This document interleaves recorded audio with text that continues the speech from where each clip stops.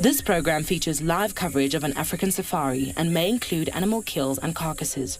Viewer discretion is advised.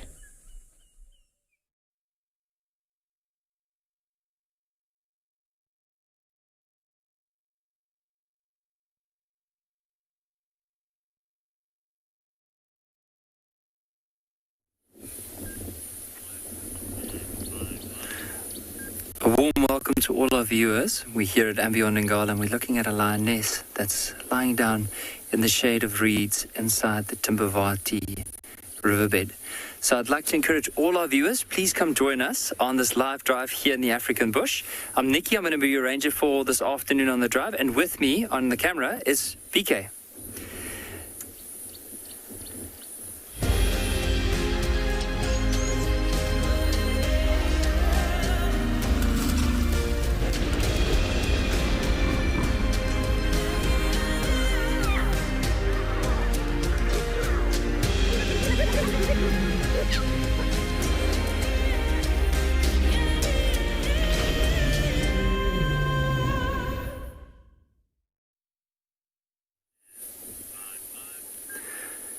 It's incredible how this morning we had quite a bit of rain, or not a lot of rain, but it was overcast and there was quite a nice breeze blowing through and it was really cold. But this afternoon is quite a warm afternoon, and you can see this lioness just sleeping in the shade. There's actually more lions behind us, but it's hard to see them. They're also lying down under some reeds, and a few of them under the palm trees, which you'll see just here behind us. We might be able to see them. Maybe there's a chance that we... Let me just introduce myself. I'm Nikki. I'm the ranger. BK just said to me, just introduce yourself, and this is BK on the camera. Just wanted to focus on these lions right over here that's lying down in the shade.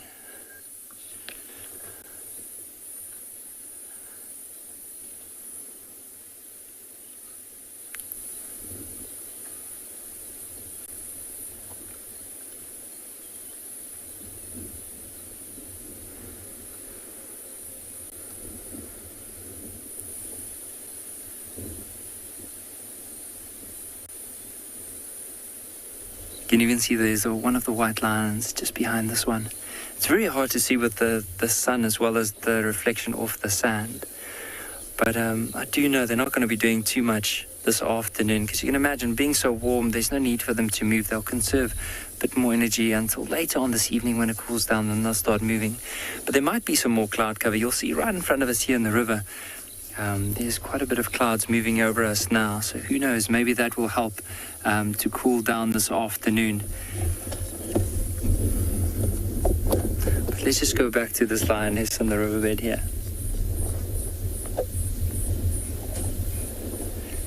She's now lowered her head, and she's actually quite in a nice channel. You can see the reeds moving right in front of her, so there's a nice breeze that's blowing through this area. Probably why she's here, not lying down where the others are.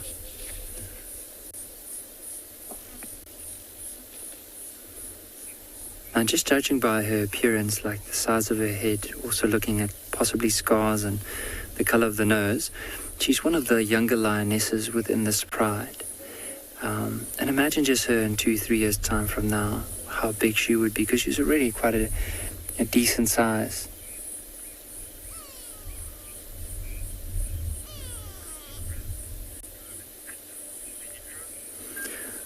In the meantime, while we're going to watch these lions, let's head across to Pinda for the introduction.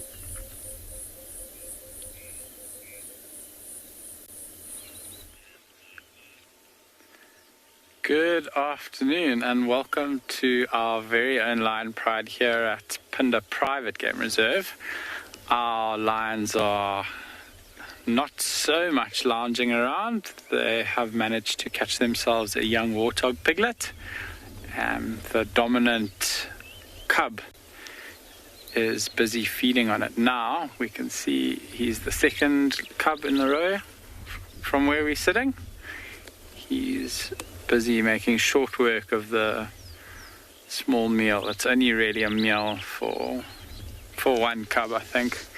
And being the biggest, he's managed to take it all for himself, which is quite cheeky, but quite often what happens with lions. My name's Devon. Behind the camera we've got Owen, and we're coming to you from Pinda Private Game Reserve this afternoon. And really lucky to find these lions. We actually about a stone's throw from the lodge where we left from, and we were just as we were leaving there, one was walking across the road. So very, very lucky, and an awesome way to start the afternoon drive. There are two cubs a little bit further. Oh, listen to that.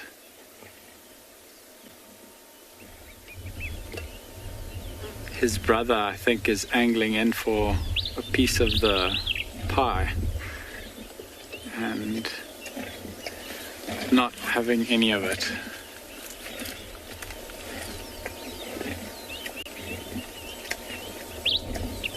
Very low grumbling noise that's happening now. So already at this age, over carcasses, these cubs will be very possessive and very protective.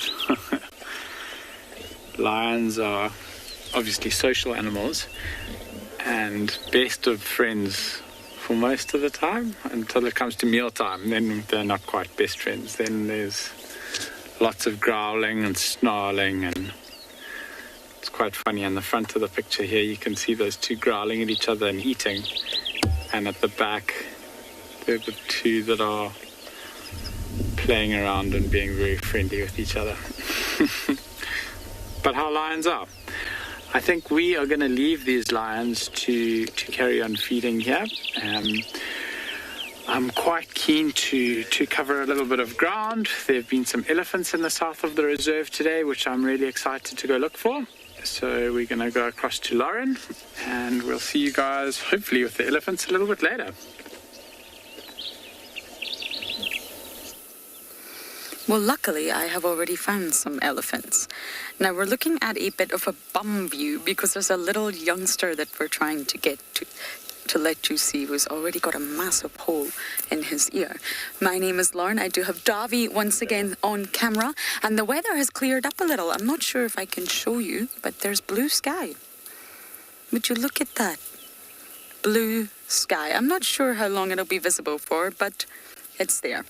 There's a break in the cloud coverage, and there's more ambient light, and there's no rain, which is just fabulous. So if you look at this little youngster's left ear, oh no, my apologies, his right ear, you can see there's actually quite a large hole already. Now, elephants' ears, as you all know, act as a sort of cooling mechanism. That much is obvious. But they have to be paper thin in order to do that. So at the top, there's a little bit of cartilage, just like what we have in our ears, which is flexible and is very light. It's not as dense as bone. And the rest of the ears is just really thin skin, and that's how you can see all the networks of capillaries and veins, and that's actually how they lose the heat, because the skin is so thin. So what that ultimately means is they get torn very, very easily on thorns and branches and anything that's maybe sticking out. And this poor little one clearly has made a hole in his ear somehow. Maybe he was wearing earrings, who knows? Maybe that's fashionable these days. But it's very, very common to see elephants with holes in their ears and torn ears and floppy ears, because they are really delicate. Although they're large, they're extremely delicate. And they have to be. If the skin was any thicker, it wouldn't be as efficient at losing heat. And it's said to lose about 75% of the elephant's body heat, or take 75% of the body heat away. Now that's a lot, so they rely heavily on them.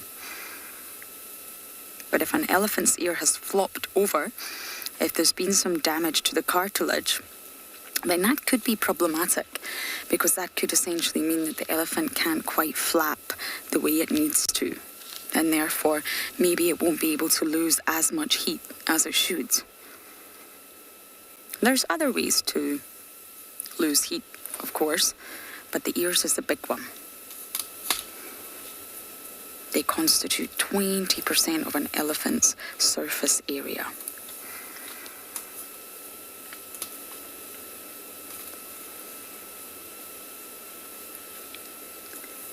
Can you hear it crunking through all the branches?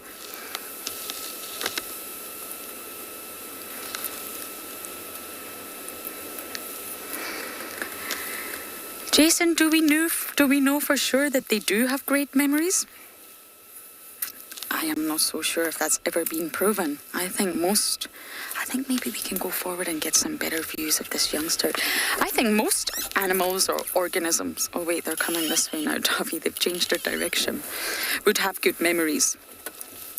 Now they have to be able to recognize individuals in their herd. They have to be able to recognize mother, relatives, all through scent, perhaps not visual, perhaps it's all through scent and sort of vocal communications. Maybe they recognize audio, maybe they recognize scent.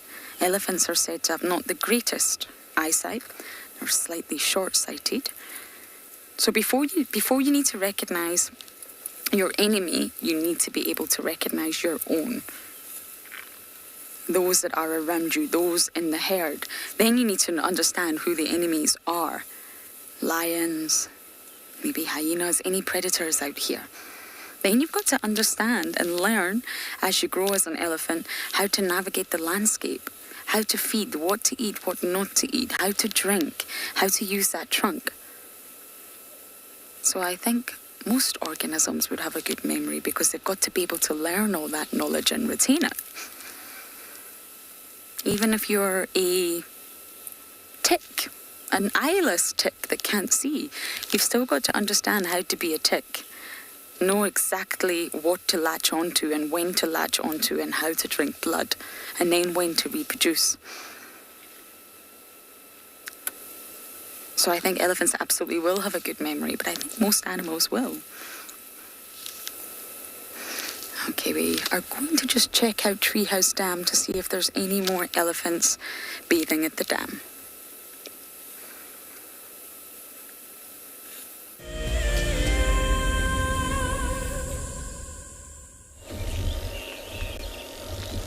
Welcome back, everyone. We've shifted position a little bit and really got a very clear view into exactly what's happening with this young male. So you can see how he's using his paw to hold the warthog down while he's using his mouth to pull the meat off of it. There's quite a lot of blood along his forearm there. And around his mouth, there's a lot of licking that's going on. You can see he's really licking that, getting all the meat and juice out there. A minute or two ago, he had the whole inside. Oh, there we go. We're getting a glimpse again. The whole inside of the warthog's stomach. It was just dangling in the air, which was really quite something to see. His whiskers are covered in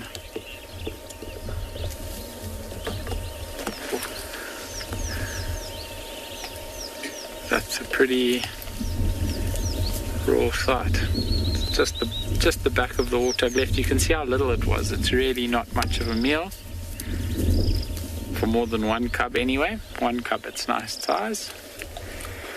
We are going to be leaving these lions now. They're quite nice and comfy in the shade here. I think the rest of the pride is just going to carry on sleeping. Mom's at the back lying down. So we're going to carry on looking for our elephants. But I'm really glad we found these guys nice and early on. We'll be back with you a little bit later.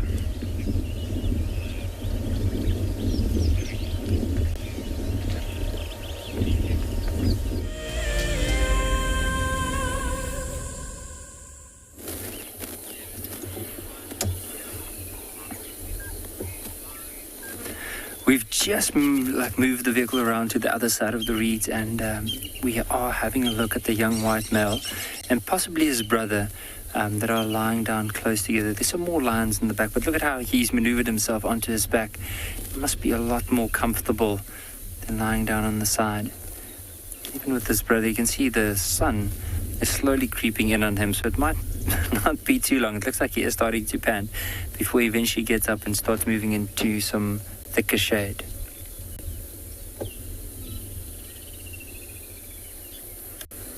But just based on the behavior, they're not going to head anywhere pretty soon. Like, I mean, lions, we've had a discussion quite a few times already, but they are very lazy animals, and they can sleep up to 20 hours a day.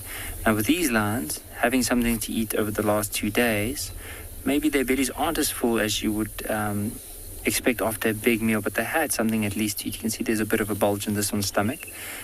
So there's no need for them to really move in the heat of the day unless something had to move right here into the river. So it will only be later on this afternoon, maybe in the next 3-4 hours, when these lions are eventually going to get up and start moving. So we are going to spend a bit of time here with them, but after that we'll probably head off and see if we can get some elephants in the area, possibly even buffaloes, and maybe later on give an opportunity for wild dogs. But in the meantime, with these lions, as you can see here, very relaxed in the heat of the day, just moving into shade. And what they'll do is, as the sun is moving around and it casts the shade because of that palm tree and the reeds, they'll just maneuver around in the shade the whole time.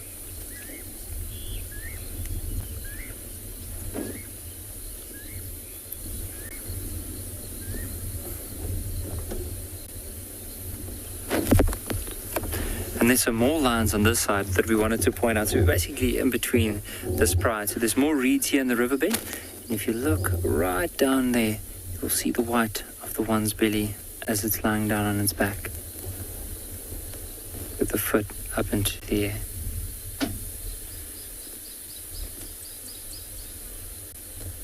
They look so comfortable at the moment.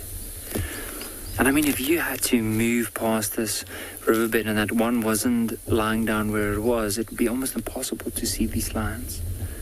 Except with this one, you can see the white amongst the greenery, which really stands out.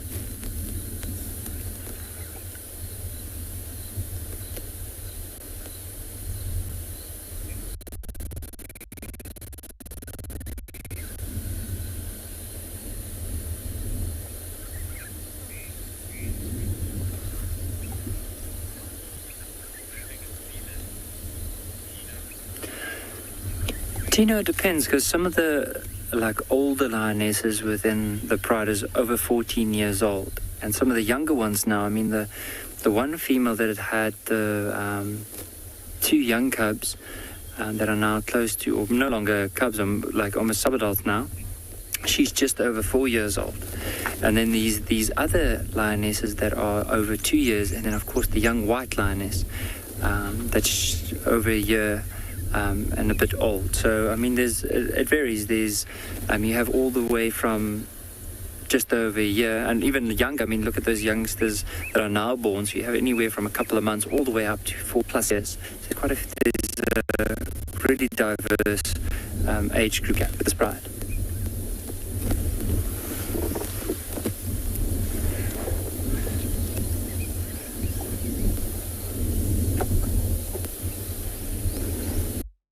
What we'll do is let's head back to these lands on this side, because I think the view on them is just slightly better.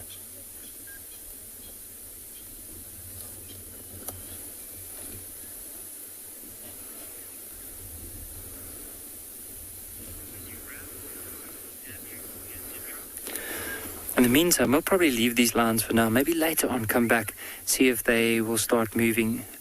But let's head across to Andrew for his introduction.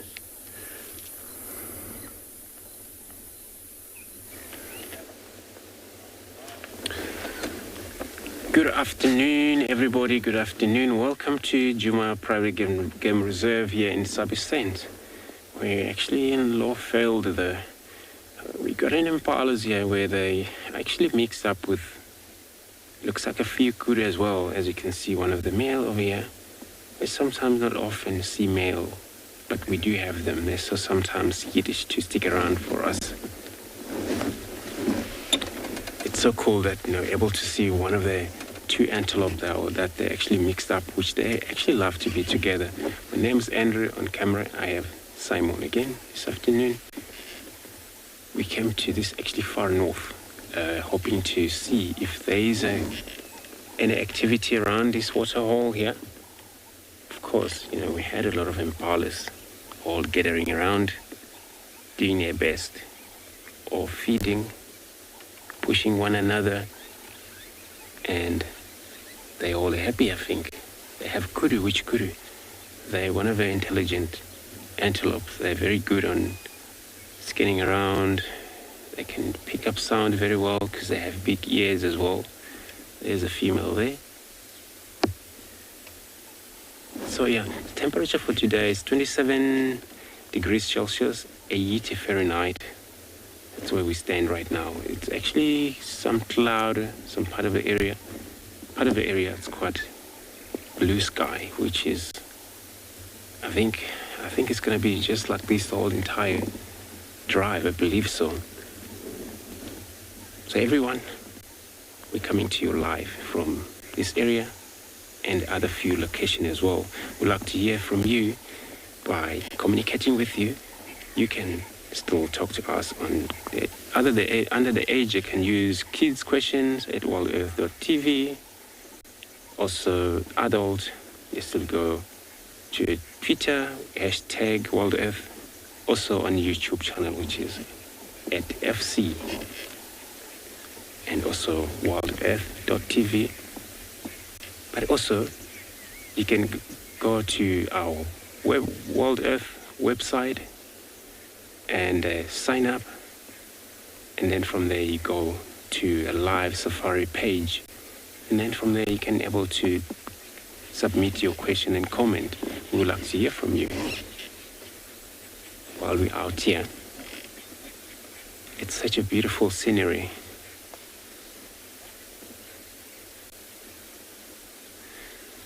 So I'm going to check around, and while I'm doing that, I'm going to be sending you to a mic with the swimming elephant.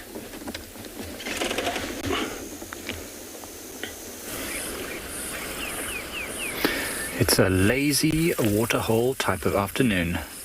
These elephants are making the most of the fact that all the wind is gone and the temperature is shot back up. Nice and warm and humid. Perfect time to cool off in the waterhole. And you know what? Watching them do that is actually making me feel kind of like this is a lazy afternoon. As you can see, really loving it. Hi everyone, my name's Mike Anderson, behind the camera is Gert, and you've joined us at Eco Training Pridelands Conservancy, where as always, or as usual I should say, the elephants are swimming in Ndlovu Dam right next to our camp, which is fantastic. We've got some students that are arriving soon, and they're going to be able to enjoy this view as you all are and have been for weeks and weeks. Love watching how they've paired off more or less into little wrestling groups.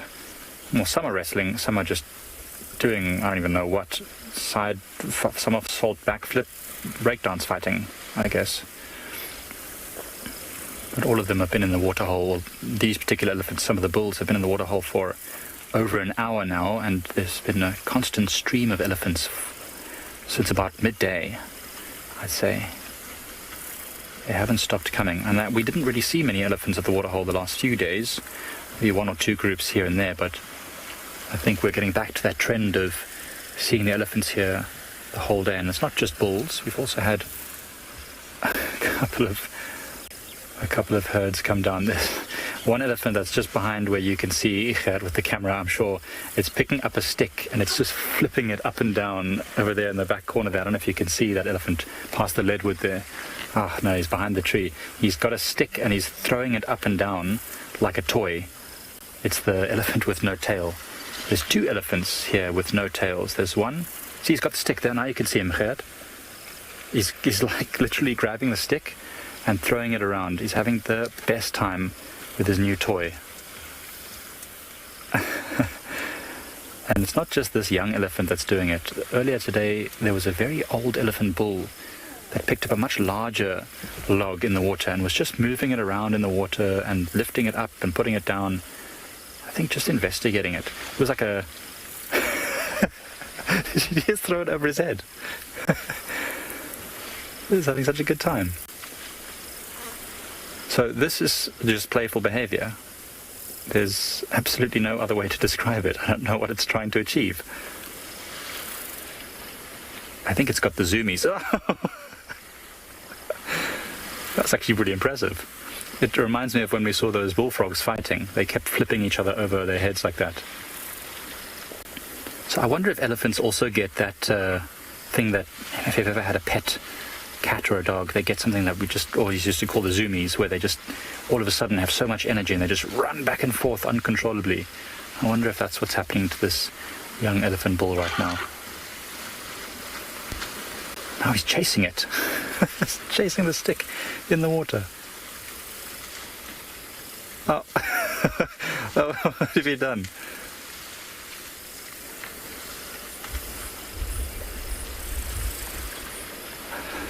Pancake, you're absolutely right. In absence of all of us not being able to go to the beach at the moment, the elephants are showing us just how to fully appreciate it once we are able to go back again. Hopefully not too long, because I tell you what, I'm very tempted to go and get in that water. I mean, as dirty and muddy as it is, that just looks like so much fun. Well, the rain that came the last few days luckily didn't rain too much on Pride Lands, a little bit just to keep the dust down and keep the grass nice and green. But in the northern part of Kruger, over 160 millimeters of rain fell. That is, what is that? 6 inches of rain. That's, or more than 6 inches of rain. It's an incredible amount. If that much rain had fallen, this waterhole would have been completely overflowing. So the elephants right now walking, where we can just see their backs, they would have been underwater. That's how deep this waterhole would have been. So we're actually quite glad, especially because our camp will most likely be very soggy if that were the case. It seems like some of the elephants are starting to leave the water. It might be that there's some communication that's happened where the matriarch or the oldest elephant bull or someone has just said it's time to go, and so the elephants are going to start making their way out of the water potentially. I don't think they'll go far. It's very humid and there's plenty of green grass everywhere, so they probably just feed around in the local area, maybe over at zebra clearings, which is where we've been seeing a lot of young elephant bulls feeding the last few days. See, the one bull is actually quite a bit larger than the others.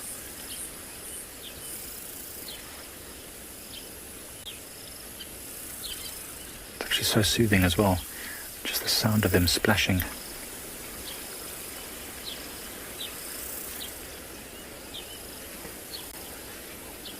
Well, whilst these elephants decide whether they want to come or go, let's go and say hello to Tswalu.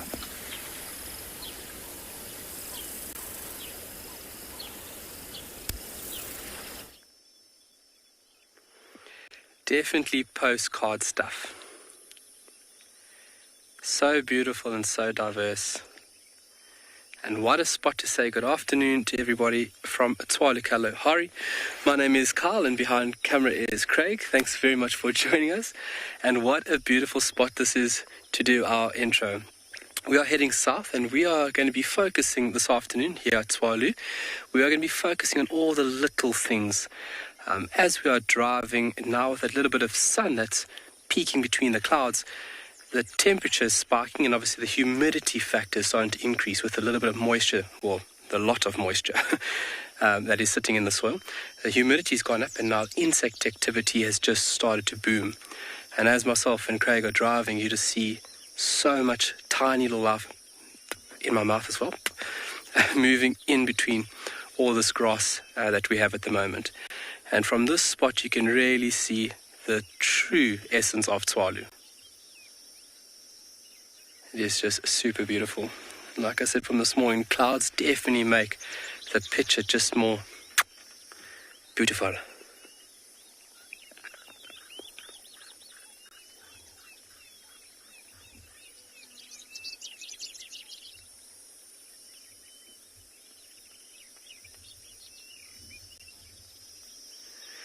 Desmond, yeah, nice and quiet.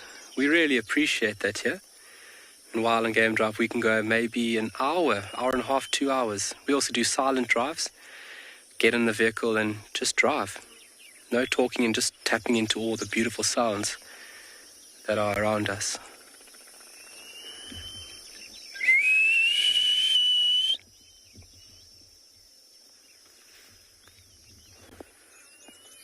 See it. Okay, just watch this, folks. Watch this. That's a fawn-coloured lark. Sorry. Craig's got us a fawn-coloured lark over there. Beautiful bird, but there was a bird displaying and calling above us called an eastern clapper lark. I won't be able to point up that high. Yeah, it's very hard. They're quite high at the moment, and so to get them is literally a needle in the haystack. But look at that cloud cover and that in front of us. Yo. Absolutely delicious. So you can see the density of these clouds. They're definitely holding quite a lot of moisture. So if the wind blows in our favor, hopefully they condense and we get some more rain early this evening. That would just be lovely. The amount of rain that we've received already, we are very, very grateful for. And you can see from the greenness at the moment, everything is just busting at the seams.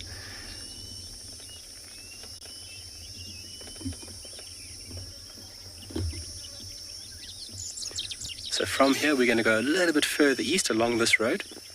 And what we're going to do is stop the vehicle and we're going to start scratching around about maybe 20, 30 meters around the vehicle, see what we can find. So in between all this lovely, lush grass, this is where we're going to be scratching around.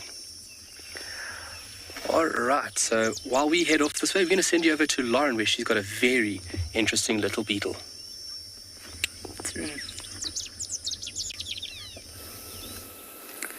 Talking of little things, we are watching a little thing. Oh! What just happened there? This is fresh. Very fresh, and this beetle is very hard at work. He's rolling a rolling. Ecologically important.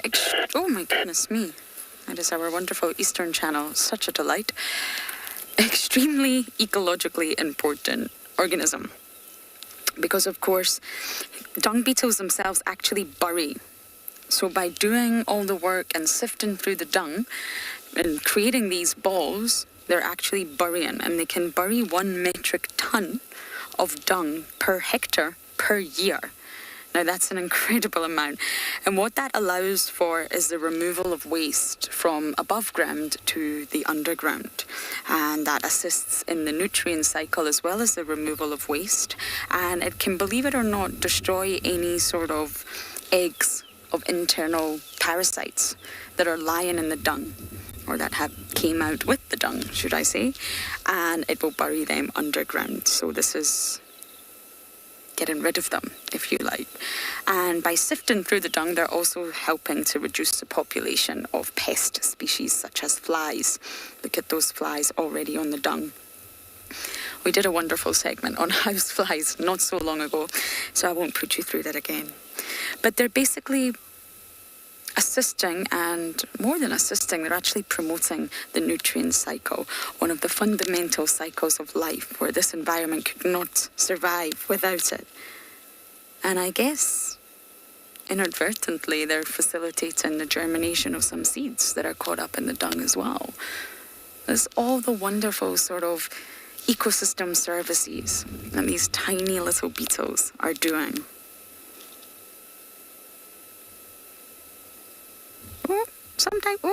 Sometimes we get it a bit wrong, but we keep going. And of course, it's almost like they're doing a handstand the entire time, defying gravity and using those hind legs. So propelling themselves up in their forelegs and using those hind legs to create the ball. You can actually roll balls that are on average 50 times heavier than themselves. Dung beetles are actually quite light, and the more you compact the dung, it becomes heavier and heavier and denser and denser. And they've actually been known to create balls up to 80 times heavier than themselves. 80 times. Now they don't lift them, but they do roll them. And that's just remarkable. You see them flying. At night time, you've got to be very careful that you don't get a dung beetle in the eye. It's very painful.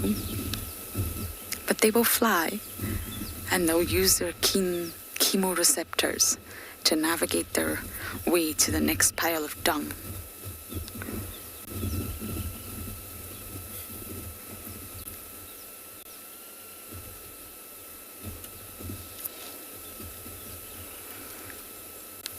Ian, is this your first dung beetle of the year? Fabulous.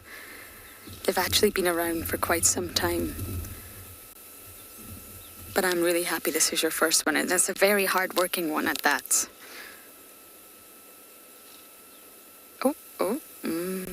You see, they just pull off fresh dung, add it to the ball, compact it, roll it, add it, compact it, roll it. There's a nice little method there. Oh my goodness. He's pushing over the entire lump. That can be easy. Have you ever tried to use those balls at the gym? I don't actually know what they're for. Those big balls, they're supposed to work your abs or something along those lines. That's what I look like when I'm using one of those balls. So I can only imagine how the dung beetle feels. And there's competition as well. It's best that you get the freshest pile of dung first. You want to get there before the others come so you can get the best part of the dung and start rolling.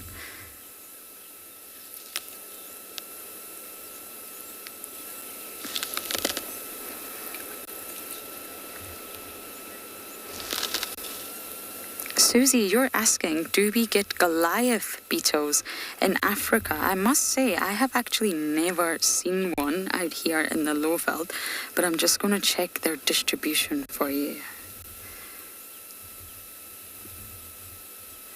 They are humongous beetles. I have seen them. Well, the name Goliath does suggest that they're huge. They would probably take up my entire hand. But I'm not actually sure of their distribution. Bear with me. I'm going to check this for you right now.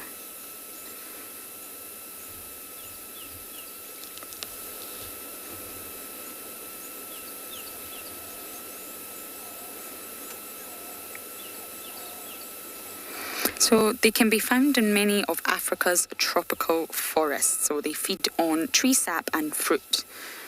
So I wonder if it's not the right environment for them out here. But they can be found on this continent. Tropical and subtropical rainforests in Southeast Africa.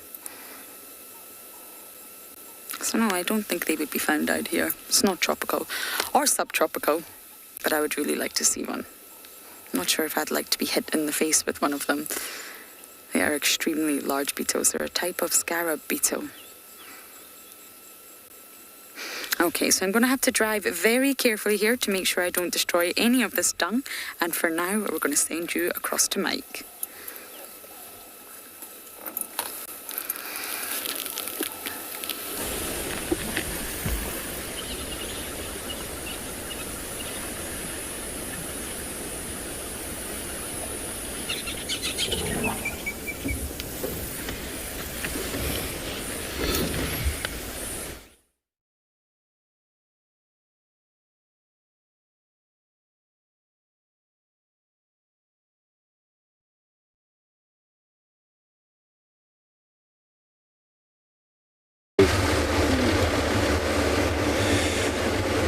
Sorry, Pride Lanes, about that. So we now traveling further northwards to check a few of the pens, hoping for anything like the wild dogs. I know there's a trace wild dog yesterday in this area, where I believe this morning was nothing discovered. So could it be that they couldn't pick up any of their tracks? Or could it be that nobody have work around here? So we're going to check around. Remember, wild dogs, they are day animals. They run sometimes all day long when they can. And this is when they hunt. So they're always full of energy to run. and the actually successful rate is actually quite level enough for them to, they feed very well because they kill quite often in packs.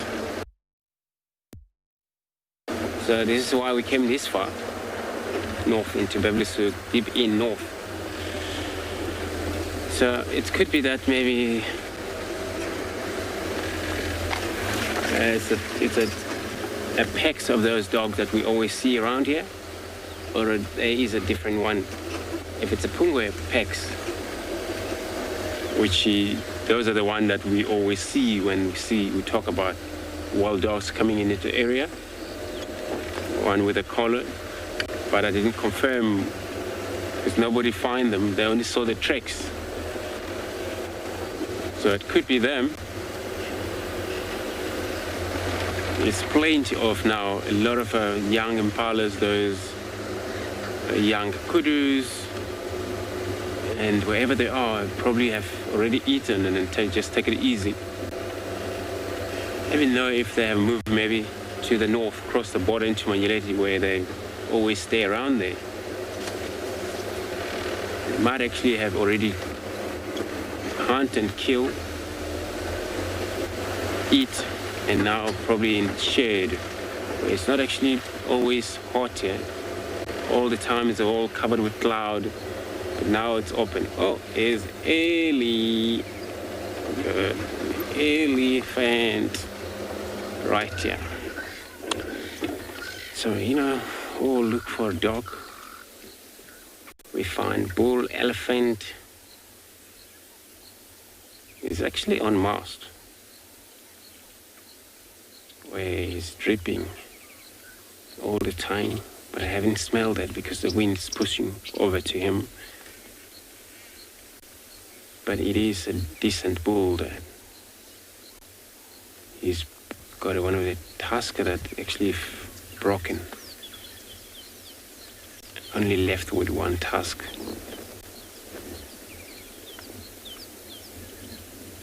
Just a little bit of a stompy over it. Just stick out there. The remain of the one that just break off.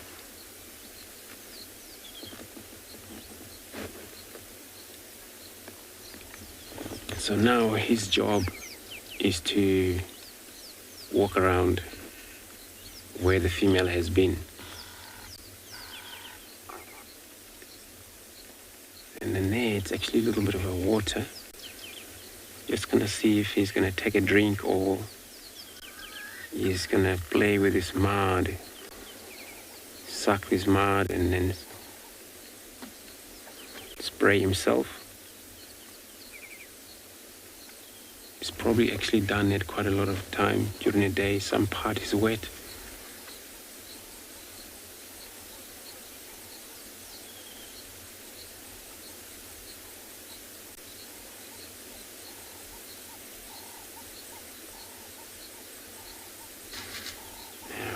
Doing it exactly. Well, it's so important when it does that because some other place or they behind him most know the tail, it's actually always working on getting rid of flies and things, but not everywhere. So it's so important when they pour mud over their body, plaster.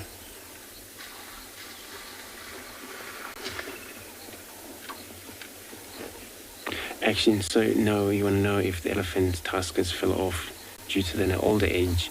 No, this is actually, they don't fall off just like that. Usually during a fight, two bulls fight, or even a female sometimes when they push trees, they do mistake happen there, and then it just break off. For that reason, it won't grow back. But for the male, also won't grow back. But for the male, it's actually very common that they break their tusk because of fight between the male. And they use them quite often for that reason. Where female, they fight less or not need or love one another in a group, but it's only self-defense as a weapon they got, tusks.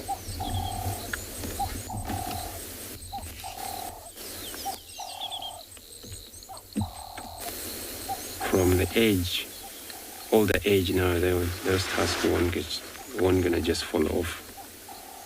It's so strong actually, because it's a solid bone from that animal.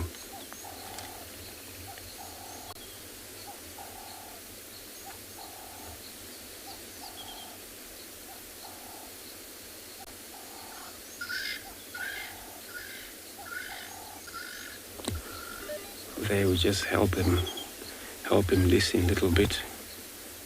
Because this is a way now you'll find out where the other females are, by walking and stop, listen for any of a communication from the other partner, friends, female.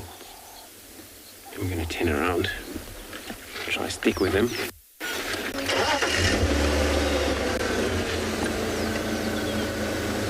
Let's go into another little pen there.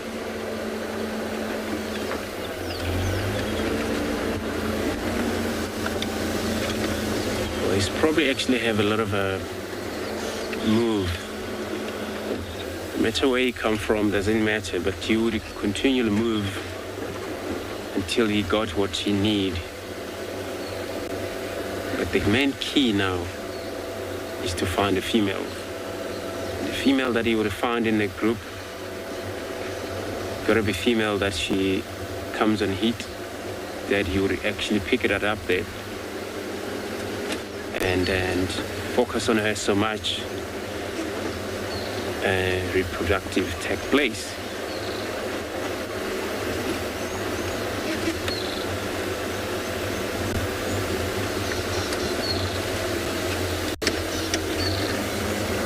Just gonna give him a chance, so since he's moving slowly into that water hole.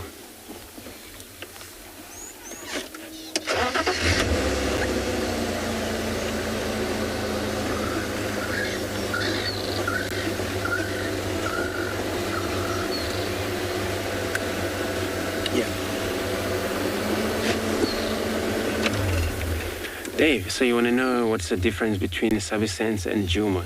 So Sabi-Sense, it's a whole umbrella of game reserve, where it's a lot of different lodges, over 40 different private lodges within that. And then it's about 65,000 hectares of a reserve.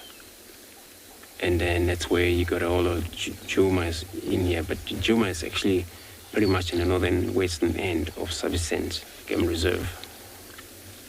So in terms of terrain, the sceneries, you know, it's not different. All the same type of trees all through the reserves.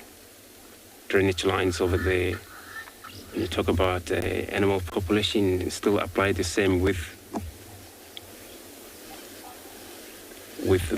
this area as well. So I'm going to see if I can follow him, otherwise I'm going to look for something else with my dogs while I'm sending you over to Mike.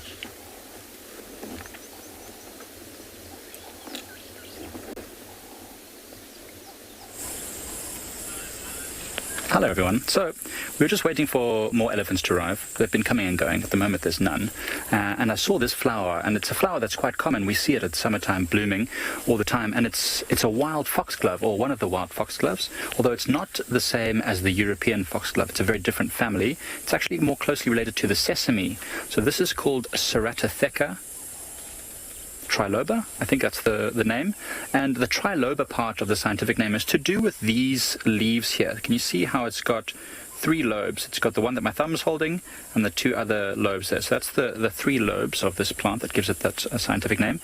And it's a beautiful flower. It's either going to be white or it's going to be this pinky purple mauve, I suppose is the term, color, with these bright stripes on the underside there. Now these are very interesting because that actually attracts bees and other insects to land on this and go up there to get to the nectar or the sweet sugary substance that attracts them, that brings them there. And then in doing so they collect pollen on their fluffy little bee bodies, and when they fly off to other flowers they then pollinate those flowers. Now there are other uses of this plant, okay? So as you can see, it's growing quite tall. This is about as tall as they grow, about 1.5 meters this one is, because I'm standing a bit lower than it. And one of the uses is in traditional parts of Africa, where supermarkets are not readily available, that kind of stuff, people find greens in different ways. So this can be used as a spinach. You can pluck these leaves, and now when you pluck the leaf, it actually has not a very great smell. It's quite a soury kind of smell, but when you cook it, apparently that smell goes away, and it can be used as a spinach. So it's not super nutritious, but it's very edible. So that's one way that gets used. And now, so that's a traditional use, but there's not too many pharmaceutical studies on this particular plant. And one of the studies, I can't remember the name of this chemical, anthraquinone or something like that. Apparently, it's indicated to have that chemical compound in it, which is very similar to many of the drugs that are used to treat different types of cancer. So there's a real hope that someone can get the funding or can motivate someone to study this plant, because there's opportunities that can really help in treating all sorts of different types of cancer. And this plant is native to this part of Africa, so it would be a really cool thing to find if this plant is able to produce that. But it grows mostly on disturbed areas.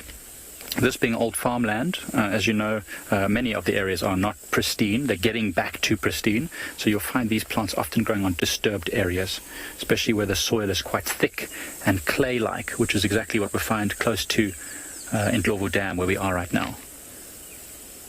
But yeah, wild foxglove is a common name. Not like the European foxglove, more like a sesame, which we also have sesames here. That's pretty cool. It's a great time of year for the flowers. As you can see, there's little yellow low-felt buttercups all around here, little pink ones everywhere. So what I'll do is, if I see more flowers, I'll definitely point them out to you.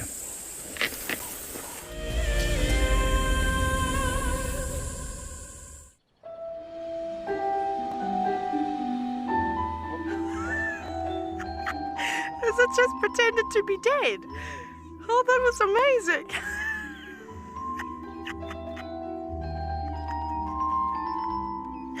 I can't. How do I? It's like that is hands down the coolest. Expect the unexpected here on Wild Earth daily. For the month of January 2021, we are offering a chance to win a unique Wild Earth expedition to the magnificent Tswalu Kalahari. From the ancient Kortai's Koranenberg Mountains to the southern Kalahari's red sand dunes, Tswalu offers what travelers crave most: space and time.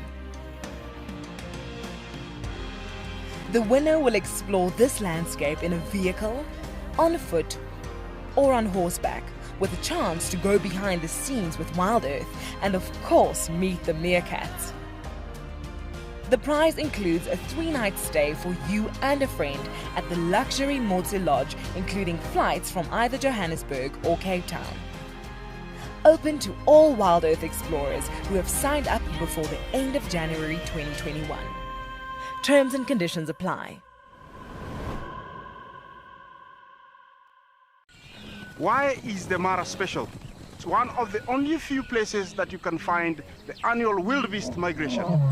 I will still go for the lion. The main reason is a sign of royalty, leadership in my tribe, and apart from that, over here, it is feared by all but loved by everyone. Catch up with the guides daily here on Wild Earth.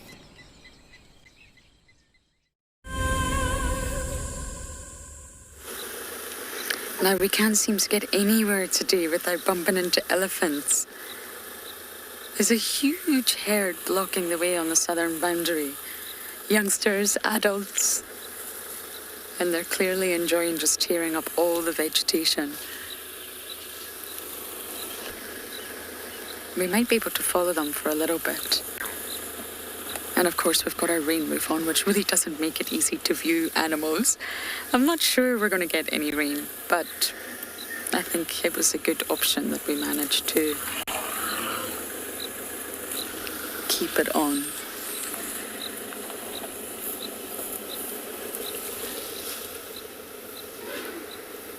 Oh, would you look at that? You have positioned yourself so perfectly there that you have a pole in your face. I'm hesitant to turn my car on right now, though there was another vehicle that I think possibly has irritated them a little bit. So we're just going to work with the beautiful pole shot that we have. You gotta love it. Every single animal out here will position themselves right where the pole is.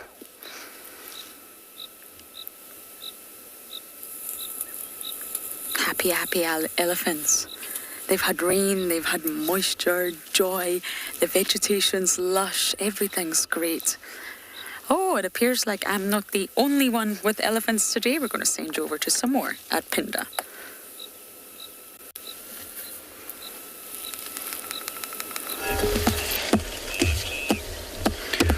Welcome back to And Beyond Pinda, everyone. We also have some elephants over here. The herd that was in the south this morning is kind of scattered out. They're a little bit all over the show.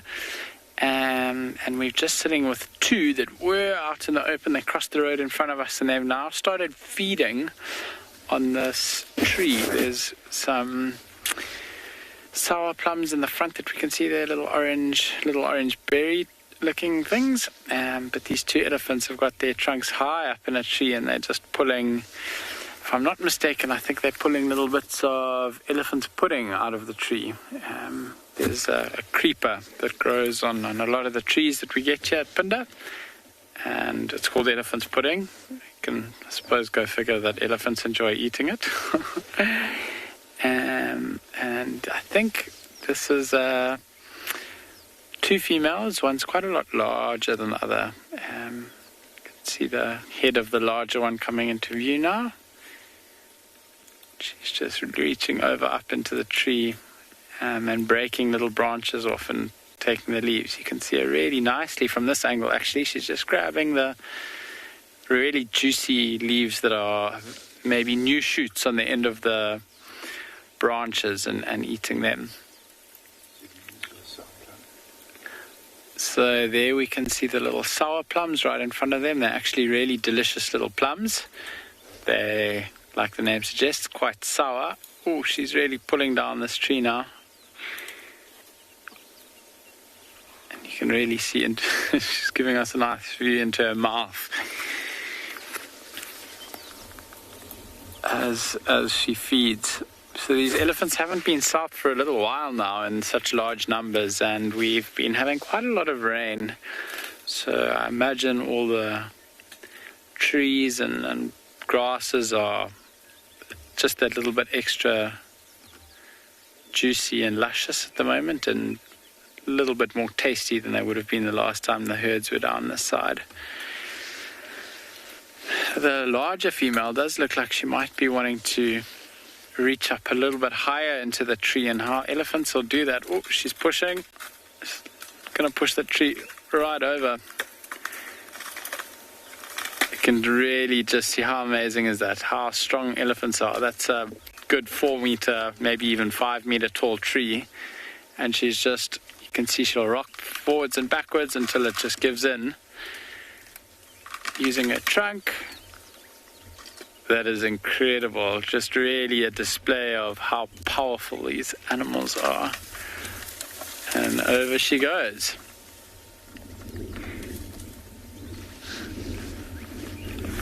That tree has been pulled up at the roots. It's kind of, you can just see some of the exposed red roots that are sticking through the bush there. She's pushed that tree over. Now, elephants will often do that to get to the leaves a little bit higher up on the tree that they wouldn't otherwise be able to reach. We'll yet to see if she decides to walk around and feed on some of those leaves. Otherwise, she does look like she's just maybe moving off and leaving it be. She's coming around here now.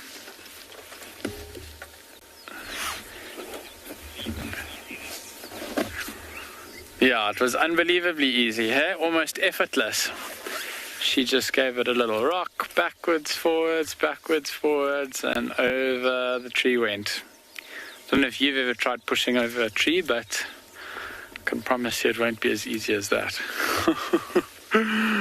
No, elephants are unbelievably strong. They're really heavy as well, so they've got a lot of momentum when they do start pushing. And yeah, you can see really nicely. You can see it's a perfect example of how, look, that young one's trying to practice pushing the tree over now. Oh, it just leant its trunk on the base of the tree.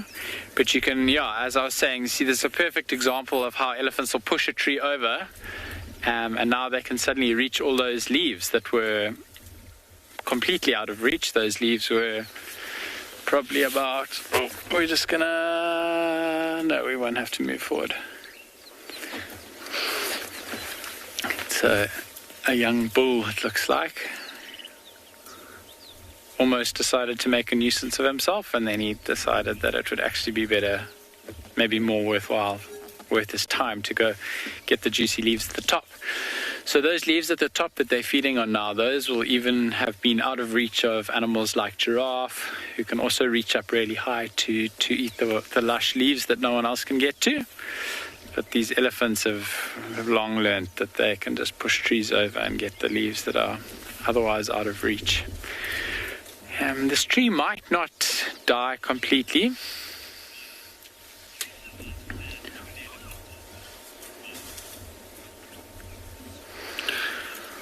Ram elephants can get all the way up to about 60 years old, 50, 60, and their teeth often wear out. I know there's old stories that I used to listen to as a kid about elephants dying because they would get so old that their teeth would just disintegrate completely. Apparently, older bulls just feed on grasses more than any other plant material. So these elephants are now eating lots of leaves and lots of branches. They say older bulls eat predominantly grass because that's easier to chew, and that elephants will die eventually of starvation because they can't feed anymore. There are obviously a lot of other things that could happen to them along the way before they get to that age, though. This young bull now pulling, making the most of the help that he got from that larger female. I'm not sure he would have been able to push this tree over by himself. Gave it a little push as he came past, but he's much lighter, and then much less momentum behind him. So you can see they haven't eaten all the leaves off of this tree. There's still lots and lots of leaves left there for the taking. There's some that are even now going to be low enough for other browsers like Nyala and maybe Kudu to come past and browse on. I'm sure we'll see, if you had to sit here for the next few days, I'm sure you'd see them coming past and having a browse on this tree. All these beautiful leaves now available to them that weren't previously there.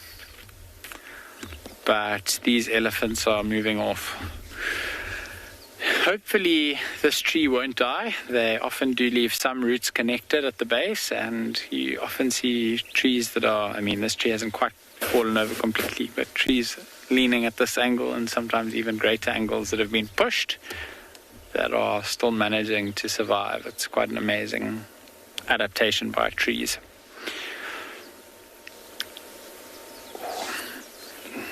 These three animals that we have here are now kind of walking slowly into the background.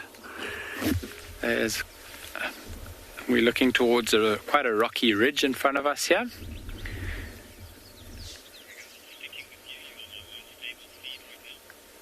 And they'll be probably ducking over the mountain to the other side, or over the hill rather, I should say. I know that there were some other elephants on the other side of the ridge there a little while ago, so maybe they're slowly going to be joining up with them. They've come from an area behind us, which is really thick. Let me try reverse a little bit and see if we can get another view of these guys before they really go over the ridge completely.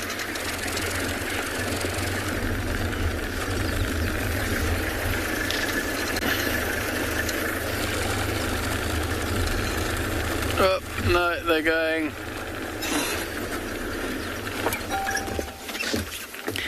Can just see that one now. Slightly trailing behind. I think this is the individual that pushed the tree over. We'll loop around and carry on exploring this area and seeing if we can find any other elephants that are maybe a little bit closer to the road or walking towards us, so we can get a little bit of a better view. For now, though, we're going to cross over to Lauren and go have a look what she's found.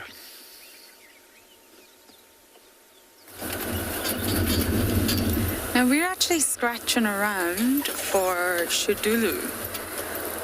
There are rumors she has crossed into Juma this morning. So we are just going to scratch around and see if we can find her. At least we know roughly Shudulu's movements. She's not really going to go past quarantine, generally speaking. She's more on the western side. And I also had a look for Kalamba that Andrew found this morning on a kill. Gone. Kalamba gone, kill gone. So I don't know whether she dropped it, lost it, and then disappeared. I have no idea. So now we're just going to scratch around a little bit, hoping to find Shudulu. Now there's certain roads in the reserve that we definitely find Shudulu on a lot more than others. So as soon as we pick up on a track, we're going to be able to follow them and hopefully get lucky. That beautiful, oh, hello, warthog. You are remarkably chilled. Oh, there's another one. Ah, you're not so chilled.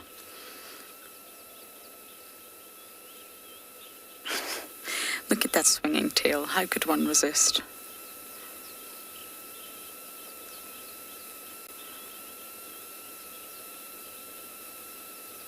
I'm very surprised we've managed to have more than 10 seconds with warthogs out here.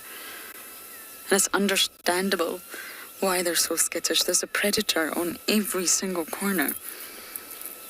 Oh, off we go.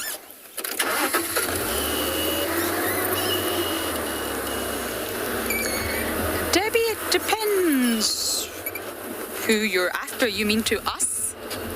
Or to other animals? They're vegetarian, so they're not going to kill other organisms, but they are equipped with a pair of weapons that one can actually see. So you see the tusks in the upper jaw, but then there's actually tusks in the lower jaw that are hidden that you can't see, and those ones are kept extremely sharp, blade sharp, and they are the ones that can seriously do a lot of damage to animals or even us. Now, intentionally, if we were just walking along the road, they're not going to charge us, they're not going to harm us, but if we make them feel threatened or we accidentally stand at the entrance to their burrow, then they could come out, charge us and hit us with those tusks. And I have heard of really horrible incidents where shin bones have been snapped and legs have been seriously damaged due to warthogs. Dangerous, not going to attack you. You just should never put any sort of animal under strain. Now, I just need to pay attention at this junction. This is the important junction that leads to the west. So I will continue my search for Miss Shudulu and hopefully we get lucky.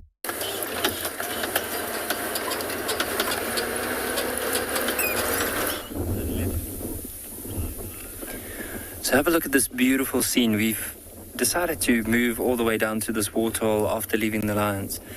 And there's some zebras in the background and, of course, quite a few impala. And you'll see there's even a few hippos in the water in front of us. So there were two young hippos earlier on that were having a bit of a play fight. So you can just see them like chasing each other and opening their mouths and trying to size each other up. But let's just see, maybe we can find them here again. I'm also going to give Beak a hand just to have a look and see if we can see any movement of those two in particular. I thought I saw a hyena at the back, but it looks like it's just an impala that's moving down towards the water's edge. There's also a wildebeest.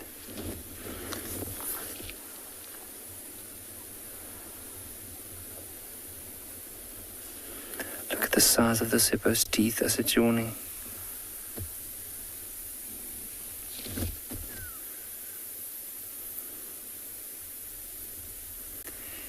See, as they come out of the water, they blow the water out of their nostrils, that just to get the water out.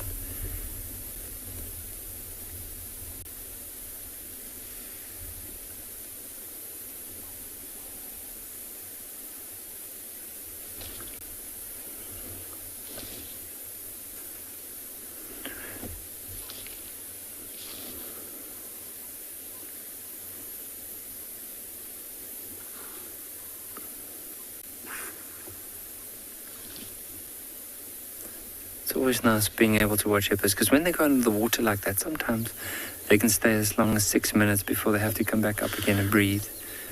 And that's a considerable amount of time under the water.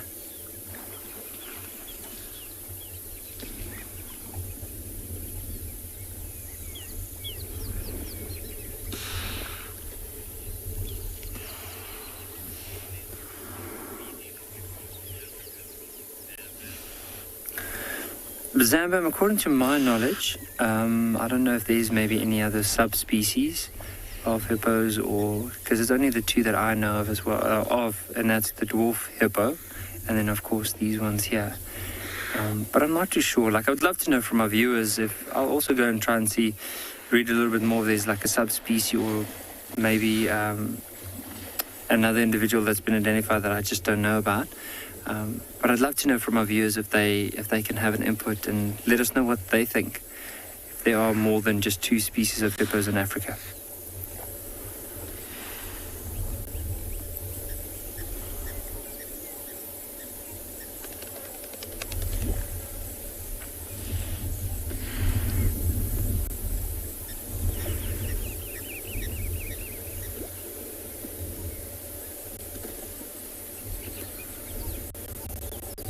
I love the light this afternoon. It's so beautiful contrast with like the clouds. You have this white cloud and then the darker grey ones, and then you have the dark green in the back, and then the lighter green with the grass, and of course the grey with the water. It's just quite a beautiful picturesque scene to look at.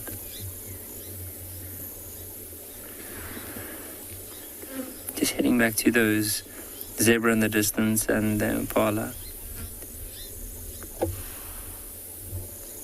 I wonder with these zebras and impalas, because you can imagine how the water line normally goes all the way up to the tree line at the back. So maybe the grass here is a lot more nutritious in comparison to some of the areas at the back. Or maybe just there's a lot more grass here than the tree line in the back. And so that's why it's drawing all these other animals into these open areas to come and feed. And it's near the water.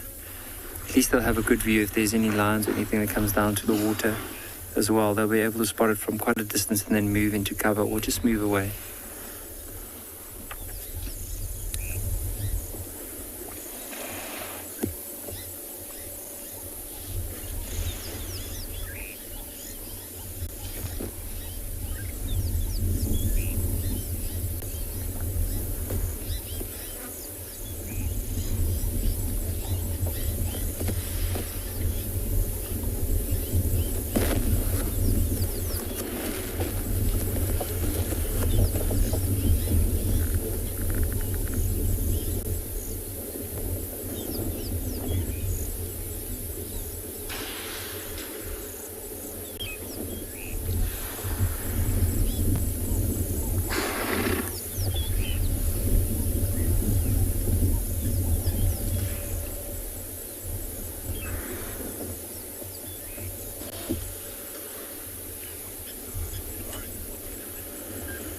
But in the meantime, we're just going to spend here another minute or two and enjoy this.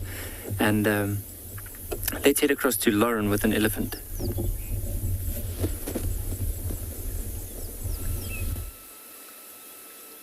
Now we've just came across a huge elephant bull. I'm not sure if it's the same one Andrew had earlier or not, but he is massive. This is a very old bull. He's one of the largest I've seen in a while, and he should be easy to identify in future if you just look at that unique shaped tear in his left ear. You can actually use unique features to identify elephants, but he's massive.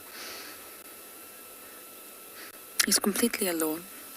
I don't see any other elephants nearby, which is normal. were elephant bulls.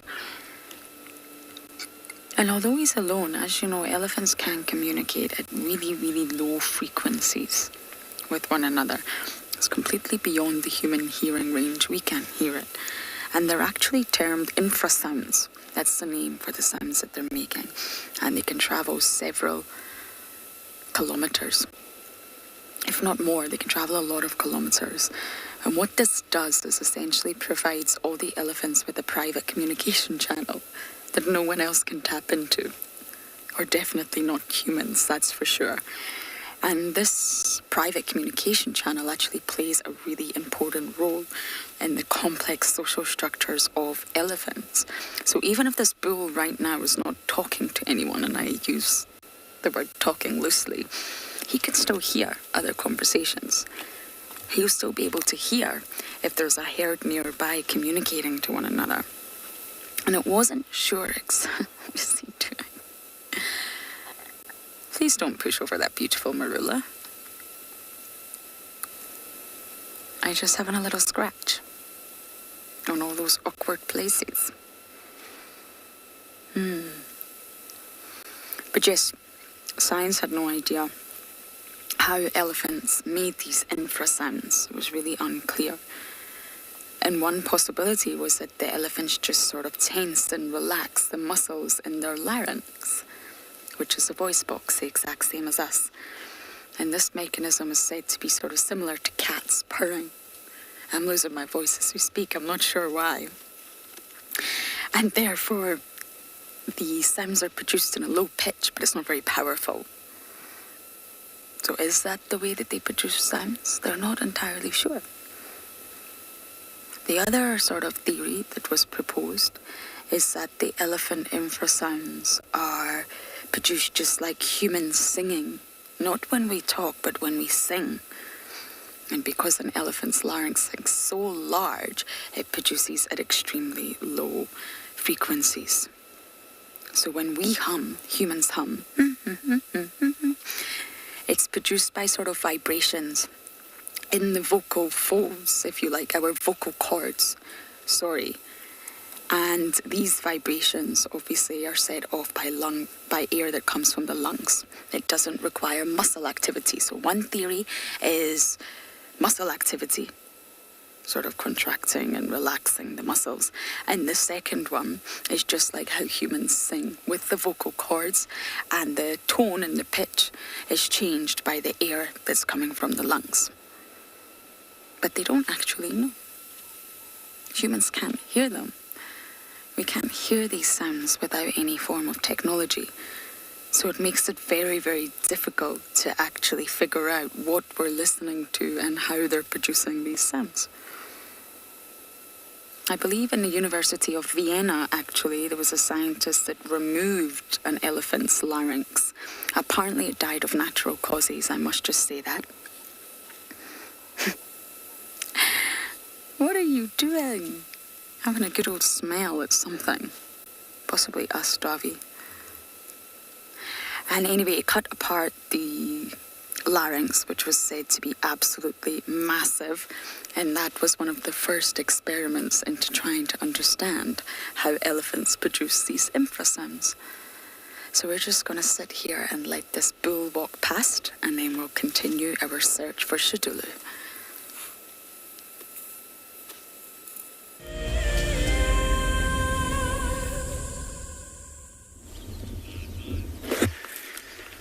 Welcome back to And Beyond Punda, everyone. We have managed to find another slightly larger herd of elephants here. There are two bulls that are with this herd, and then quite a few youngsters. The bulls on the left, you're going to see them come through a little gap, are pushing each other around a little bit. The one bull's quite a lot bigger than the other. Bull on the right, you can see there. The smaller bull's reversing at quite a speed. Oh, and we've got another female, it looks like, coming behind them. These bulls are just playing. You see a big shake of the head there. But beautiful scenes, nice and open here. So we can really see into the action and see what's going on. I think this younger bull might have been a little bit boisterous. now the bigger bull's putting him in his place. That female doesn't look too impressed that they're fighting right by the herd, though. You see a tail going up there. Just a shake of the head.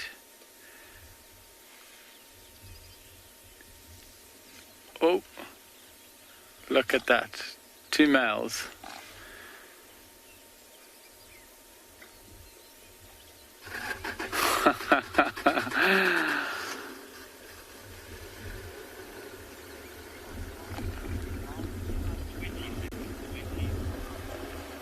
Unbelievable scenes here at Punda.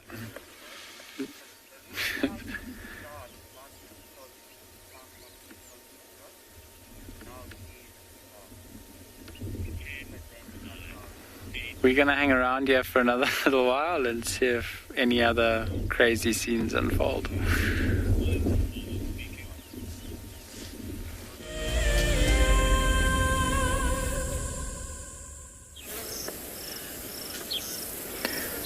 So we're just enjoying the fact that it's become very peaceful here. Well, the dam is peaceful, but it's not necessarily all peace and tranquility. There's one big elephant bull that's pestering the elephants there in the mud wallows to the western side of Ndlovu Dam. And I was also a bit concerned because that's very close to the camp where all of our underground pipes are buried for the washing station and the showers. A bit nervous that the elephants have been digging around there, but it looks like they're just after the mud, so that's good. There's plenty of water around anyway. I don't see why they would try and dig up our carefully constructed pipe work. Well, they seem to do it quite regularly. Very clever elephants are. They would prefer to drink the clean water flowing through and out of our taps than the dirty water of the dam. You can hear lots of rumblings.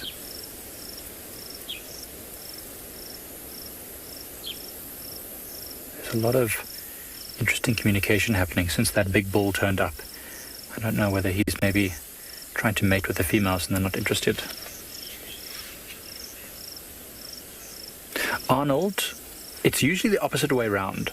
The females are generally much, much smaller than male elephants. Now, because we can't see all the elephants anymore, they've gone behind some bushes, you can just see the one male. If a female was to go over there, a large female was to go next to this male, you would see that this elephant would probably stand almost a meter taller than that female. Maybe even more in some cases. They're much, much larger. I mean, a female elephant probably not going to get much more than 4 or 5 tons at its absolute biggest. And a male elephant can get, over 7 tons, which is significantly larger. Certainly much larger. Remember, males are fighting. They fight over the dominance or the chance to mate with females, and they fight with those tusks and their big, massive bodies. So the bigger and stronger they are, the more chance they have of winning those fights. The females don't really need to be much bigger than they need to be to chase away, let's say, buffaloes from the waterhole or lions from their calves. So they're plenty big enough. With most mammal species, males are much larger. It's only really, a lot of birds and some reptiles where the female's larger because they develop eggs. And so the body needs to be a bit larger to accommodate all those eggs, those large, well-developed eggs. Well, now the elephant is playing hide and seek. It's hidden right behind that big clump of, I think it's spike thorn. Now it does look very peaceful. The dam. Now, there's another reason why we're waiting at the dam. Yesterday, there were reports from a guide that there was a leopard with a carcass. Not so far, maybe just about less than a kilometer north of where we are now. And when we went there this morning to have a look, it looked like that carcass had been stolen by hyenas. No sign of the leopard, just crunched up bones, a little bit of blood, and the stomach contents was left there. So I assume the hyenas stole it. So we're hoping that maybe that leopard is still around this area, and because it's nice and warm, it might come down and drink at the waterhole. Potentially, maybe not. There's also puddles of water all over the place. So it might not, but hope is always there. I mean, we've been surprised lots of times before, sitting quietly at the dam with predators coming to drink as it gets a bit later. Well, while we wait for something else to come back, we'll send you over to Pinda. We've got another elephant.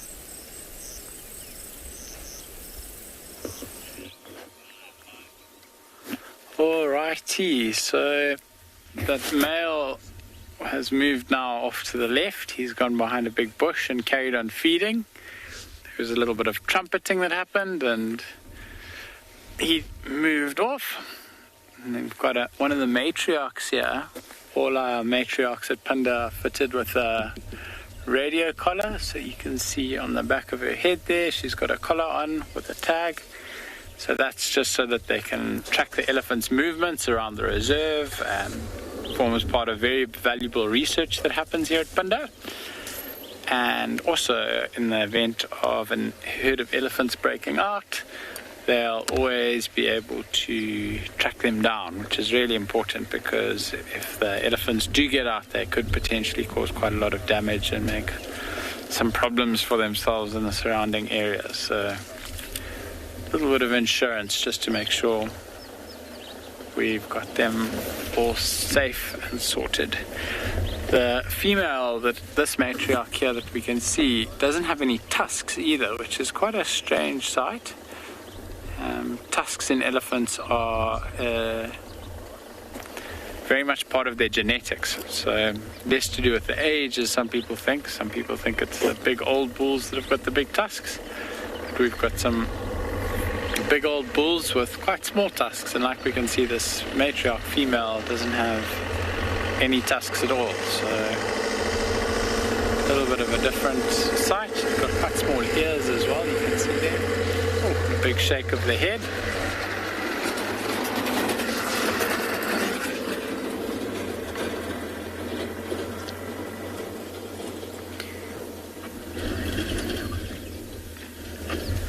She's just standing with her calf now. If you look down between her legs, you can see, a little bit of a dust.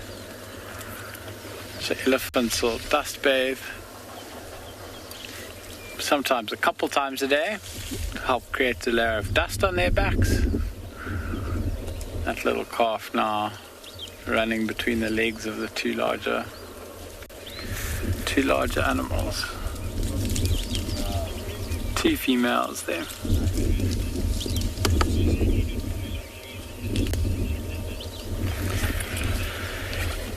Hey Kirsten, we do indeed have marula trees here.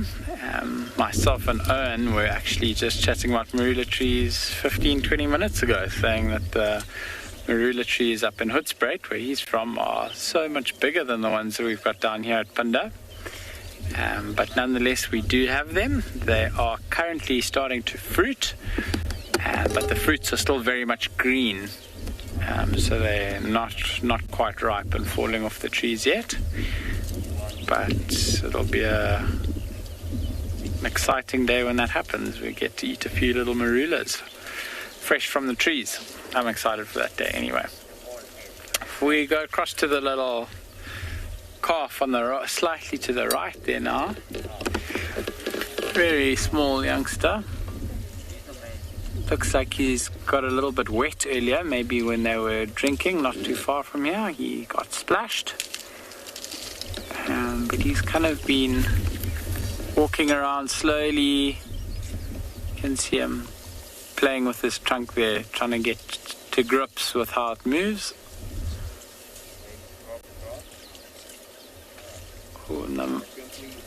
Maybe the mother or another female in the group is giving him a little push then. Michael, I reckon that baby is maybe between 8 months and a year now, maybe a little bit younger than that. See his little male actually.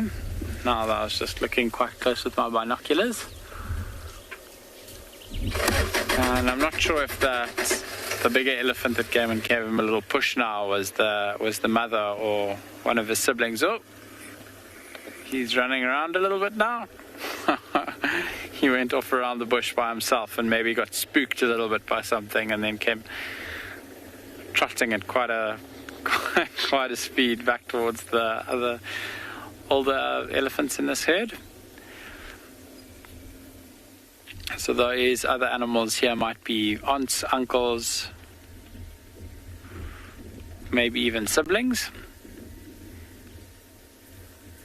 You can see if you look right down below his legs, you can see his penis hanging between his legs there. So, pretty sure sign that it's a male.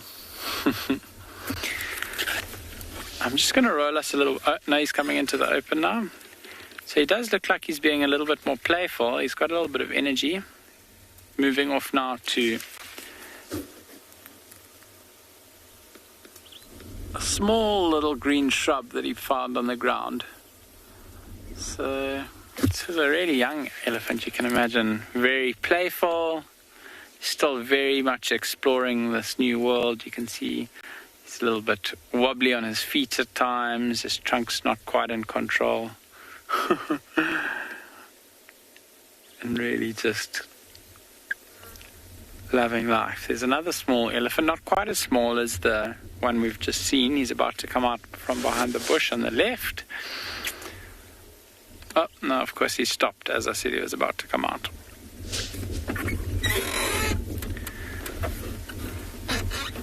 So this, family groups around here. There's some water not too far away. I think they were actually drinking from one of the swimming pools at Mountain Lodge, which is not something that happens all that often, but it happened today, which was quite cool.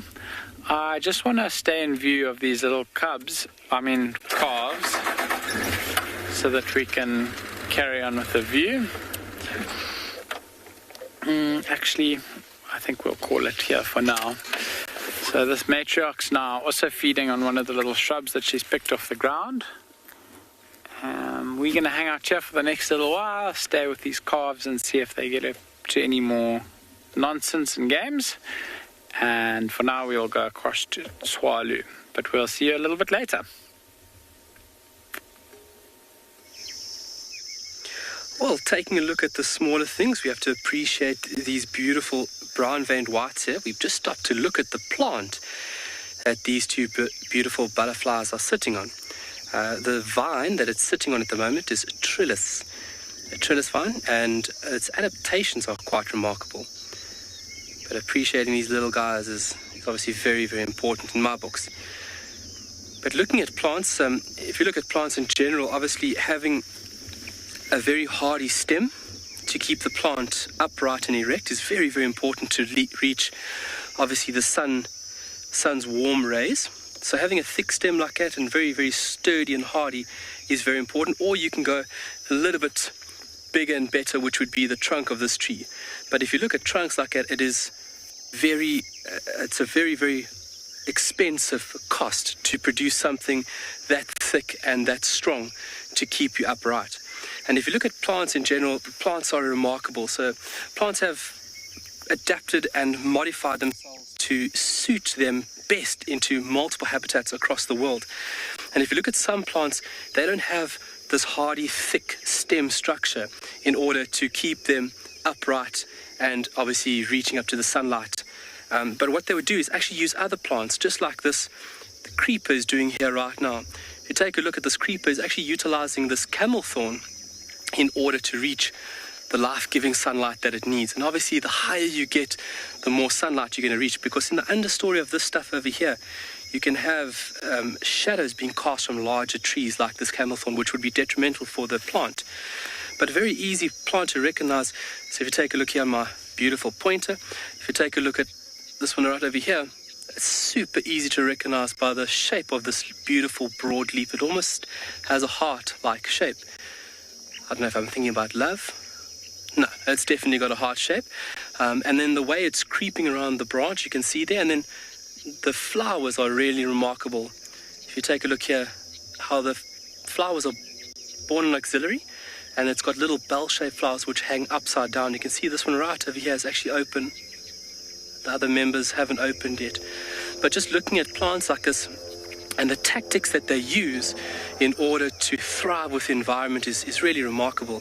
So we looked at certain plants which don't even tap themselves into the soil, like that mistletoe we looked at a couple of weeks ago. But just seeing these remarkable adaptations is just something mind-boggling for me, and just to appreciate how did this all come about, finding this niche and then evolving and adapting into the specialized market by using other plants and other organisms. So really, really interesting and very, very easy to recognize. So you can see there's a nice big stretch over here. And if Craig takes it to the left-hand side, you're going to see another large vine going up into the camel thorn. And if you can follow it, and if you can follow all those heart-shaped leaves, you can see it's gone quite high, almost halfway, more than halfway up this beautiful camel thorn. And I mean, that's really clever. And if you think about the cost, the energy that one would have to put into creating a stem, that's very, very costly. So if you can rather use a structure that's currently existing, why not? And then you can see how many leaves that this plant can put out, obviously because of the available energy it's got. And if you go into the camel thorn to the top there, we can see beautiful southern masked weaver nests, utilizing this camel thorn as well. So not only the creepers, but birds. In the mix of things, there's also, do you see that cluster there? Like brown cluster. Inside there's, Ian, are the thorns sharp or are they soft? From the camel thorn, they are very hard. So if Craig can come in this way, these are not just for show and tell. This is very hardy. It's like a toothpick. And this is a very efficient form of defense for this tree. So obviously you try and deter herbivores, having these spines off of this branch over here. So if you look at these spines, especially the bigger ones, they're actually used by ants, and you'll find that a certain species of ant actually inhabit the root structure, or underneath the soil, the root structure of these beautiful plants. They're called pugnacious. And then you'll find about 3 species in this area that actually utilize the thorns for housing. These are fairly small, but as you go into the tree, you would find bigger individuals. And within the thorn, they would hollow out the thorn itself, and they would house their larvae inside these hollowed out thorns. So not only form of protection, but also housing for other species. But then these species work in conjunction together, becoming symbiotic partners, working together. Look at the muggies over here. Can you see them over here, Craig? Well, they're very, very small.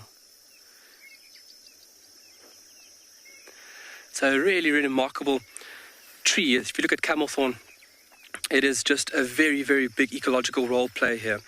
And the largest tree that is found within the Kalahari system itself, the camel thorn, Vichilia erioloba. And I mean, what it gives in terms of all aspects of life, it provides for multiple species, which is very, very important for areas such as this. The creeper, the insects, I mean, enriching the soil. I mean, this tree is actually enriching the soil around it. It can fix nitrogen within the soil, leaching out certain elements, but a really, really beautiful species. But we thought we would show you the vine.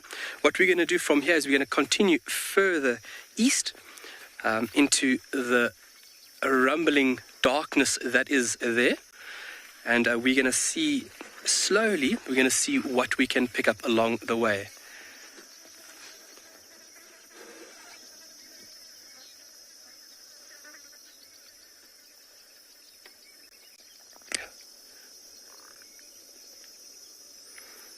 Well, from here, we'll see you shortly. We're going to send you over to some hippos.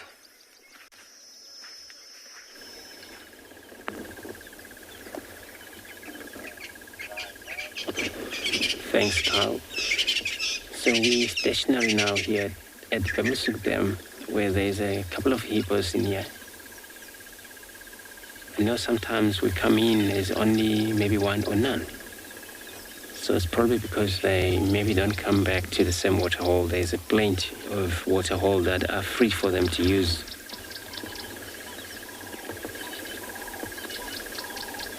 But here it looks like all female. I don't see any male. So it happens maybe he's somewhere else, or he's out of here for now. Maybe, during the movement at night, they'll join up, because this is where they started to get mobile. Every time it's dusk and dawn, dark take places, they gotta move to reach far out land, and they eat grasses most. So they are vegetarian.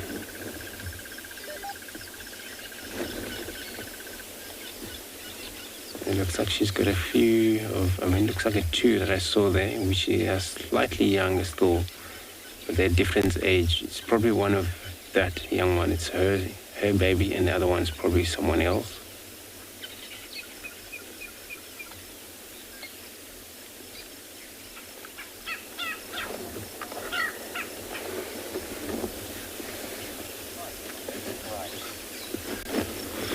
Liam, you're asking if the male do fight for mating rights.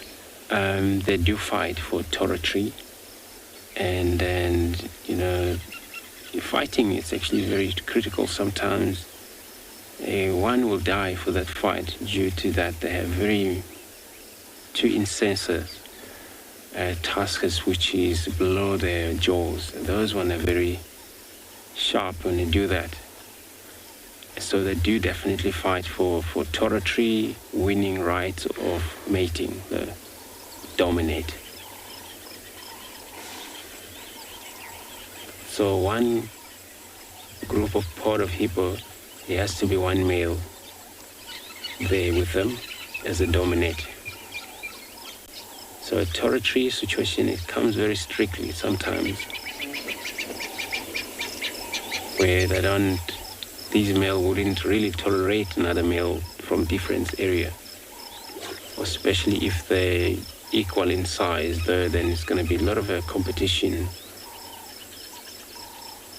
for fighting. But whoever lost the fight, you get out. This death, actually, I saw quite a few times out here. And with these lower incisors, the tooth they have, it's very strong, and they're the only serious weapon for self-defense they ever have. They only use them for fight. They don't use them for grazing or grasses, anything. Only for defense themselves, or defend themselves.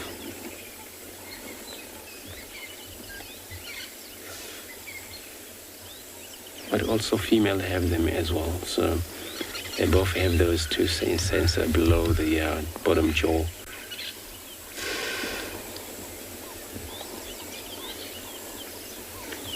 But there seems to be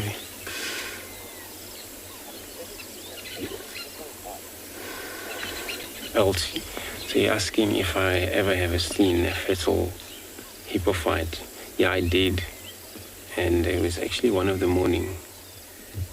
But what happened, there was a bigger one, and the size was different. The other one was a lot smaller. So the smaller one was also trying to push off that water hole. And that fight actually took almost a lot of hours because everybody responded to that sighting.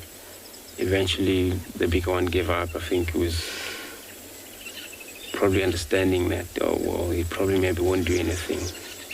So I've seen a few times of male fighting.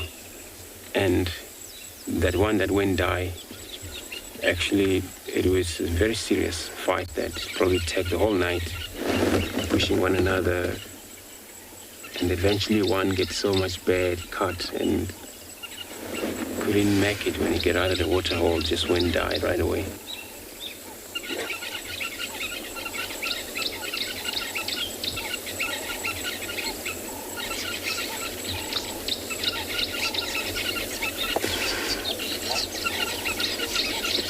So I'm going to be on search again, so I'm traveling now back west to see if I can get anything, maybe a cat again this afternoon, just before dark.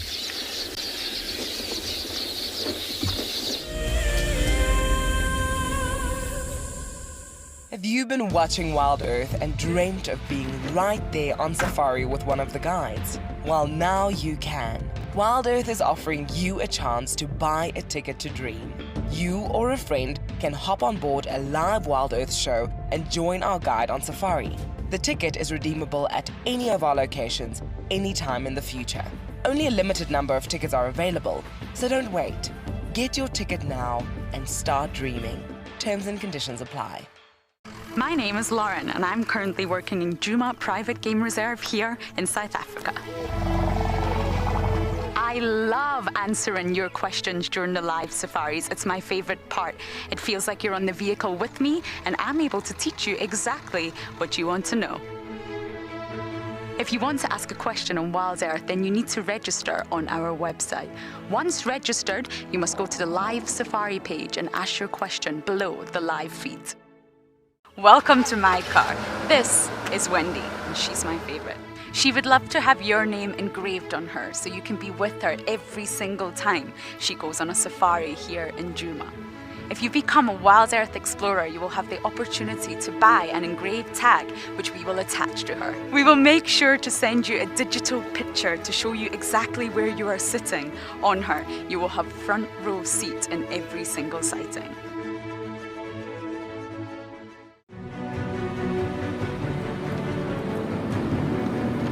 We've seen these ellies really chase wild dogs before. Let's get into the spot. There we go, there it comes. Look at that, isn't that amazing?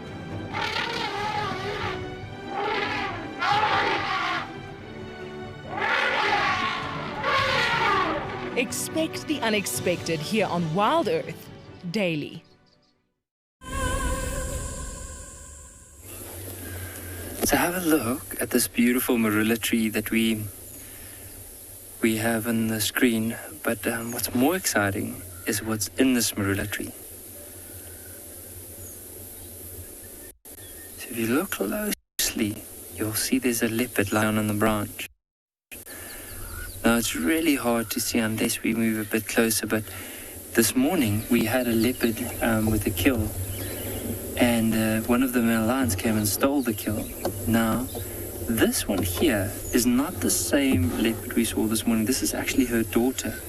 And she's also in the tree with the kill. But what's interesting enough is that same male lion that stole the kill from her mom is also in the area.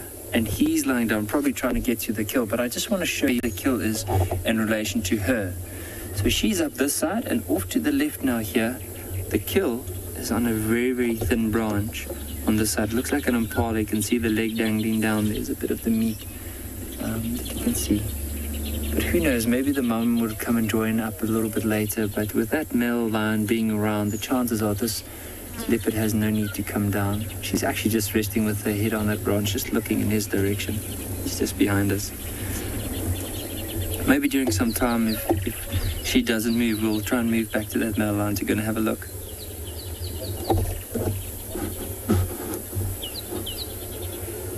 See her white chin there and her head resting against that branch. Now that is a very thin branch, and even though a lion is quite a good climber, that particular male lion, he won't be able to get to that branch where she is now. It's just his weight, and also like he won't find the balance up at that thin branch. So she's very, very comfortable where she is right now.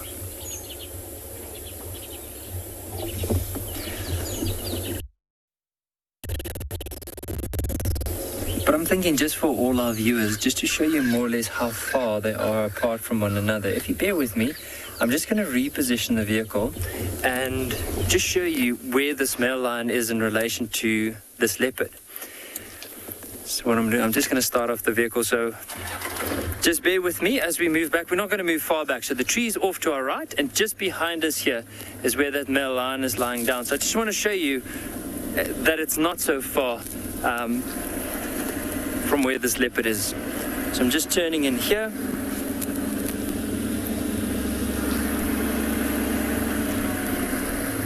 I think once I stop here in the shade, you'll be able to see this male. Okay, let's try it from here, and then we'll maneuver a bit closer. But see right there in the shade, there's the mane of that male lion.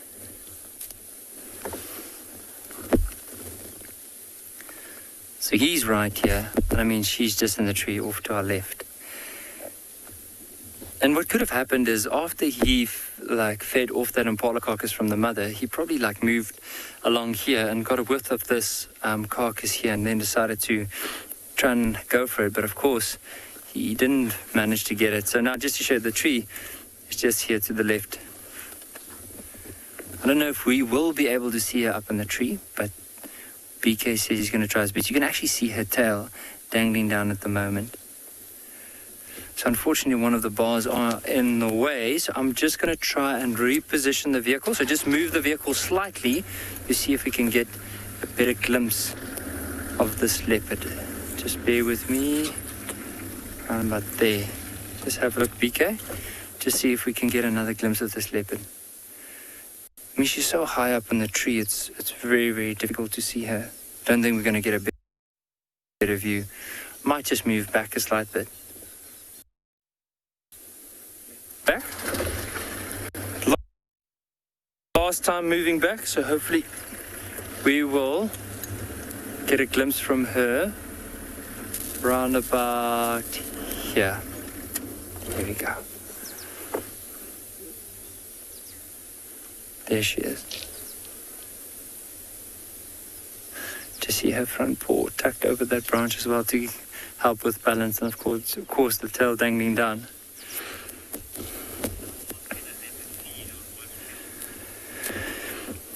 Calvin, it all depends on like the size of the leopard, if it's a male or female, because the males tend to eat more than the females. But let's say with this female here, that's just over 2 years old, and a carcass the size of a female impala, this would probably keep her, if it's only her, no one else, up here for at least 3 days. So she'll feed off that carcass for 3 days, and after that, most likely move on. And then some of the raptor birds might even finish it. Sometimes, if a leopard is not too experienced, she might even drop that carcass or the little bit of remains that's there as she's trying to position it over that very thin branch at the top. And that's why that's also waiting around. He's probably just waiting for her to go and feed and possibly even drop the carcass as she's trying to maneuver it up higher. The male's now, his head is down. And this female as well, she's also she probably knows that she can't take that risk to come down because she probably doesn't know if there's any other lions in the area, so she'll just stick it out for the next little while. And there's nowhere for her to be. Probably eventually later on go and feed off that carcass again, and maybe even late in the evening if the lion does move off, go and have a drink. There's a lot of water around in the area, so she doesn't have to go far to get it.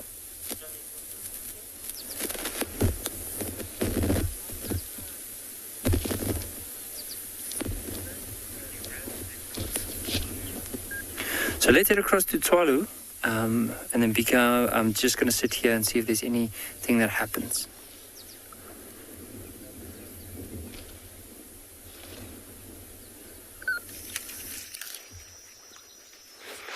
Well, while Nikki finds you guys the best possible view, which is always the best thing from the guide, we are enjoying this lovely scenic view we've got here, and then also appreciating this. Pretty remarkable. It's my Halloween fancy dress-up hat that I'd use every now and then. Just joking. We spoke about plants and their very clever strategies that they have to grow and thrive within different areas, and some of them being quite clever at that. But when it comes to adaptations and tactics, obviously reproduction is a very important part, because without reproduction nothing else happens. But in this sense, seed dispersal is what this structure would be doing. And just from the wind you can see how all these stems are vibrating. So you can see this will definitely be driven by the wind, or wind driven. So when it comes to seed dispersal, plants can be very clever at that. You can have little hooks that hook into fur.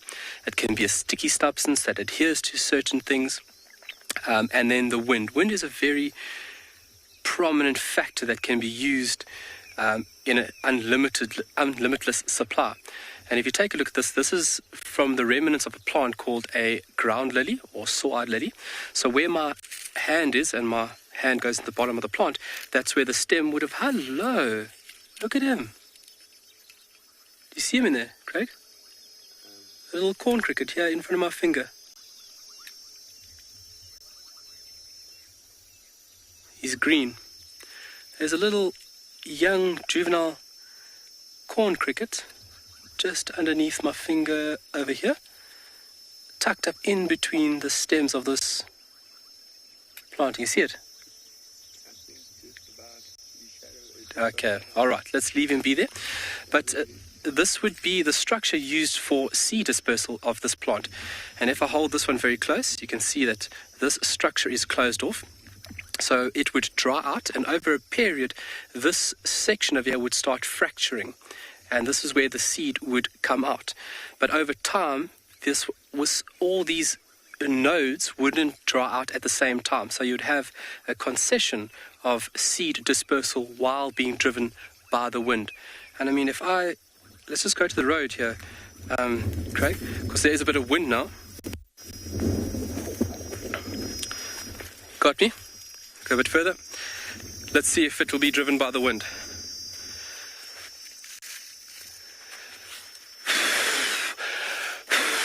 Okay, A for effort. But you can see the function of all those stems, and once there's a bit of wind, how that would roll. And in that action, seeds will then be dispersed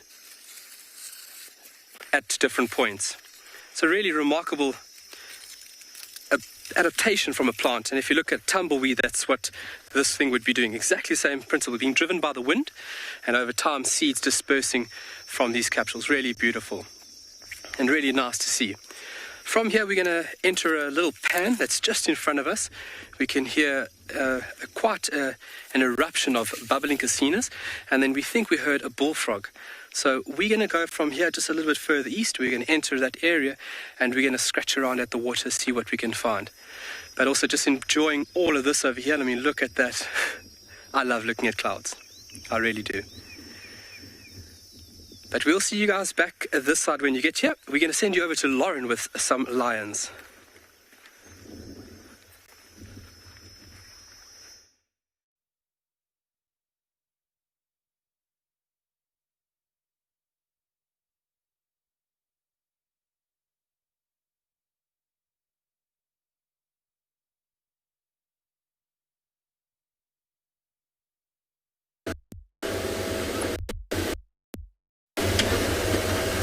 So, Lauren about that. So we're checking, see if there's any new of a leopard cat or cats, the tracks of a leopard around here. It looks like it's old. So we're gonna check a few open area there. The impala stick around. So otherwise, we found out. It doesn't look fresh though, probably maybe early this morning. Wherever there is that leopard must be long gone, because they do that here. Sometimes it's a valuable sighting, sometimes they just vanish off.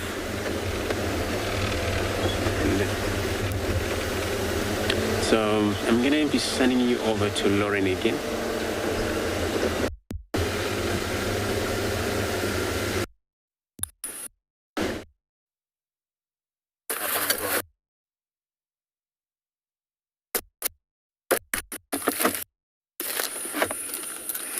So we have the Dalamazi bride, everyone, or just one individual. But just quickly, because I don't think this lion's going anywhere quickly, we found a hairy caterpillar. This must be a newly hatched caterpillar. How do I know this? Look how small it is. And I don't know what species this belongs to, but it's very, very small. And normally it's still sort of a unique life cycle for a butterfly and moth. They have eggs. They have a caterpillar phase, then they have a pupal phase, and then they have the adult phase. And because this individual is so tiny, you can see that and as big as possible, and then you can turn into the most beautiful of butterflies or moths. I think this is a newly hatched, hairy little caterpillar. What species am I from?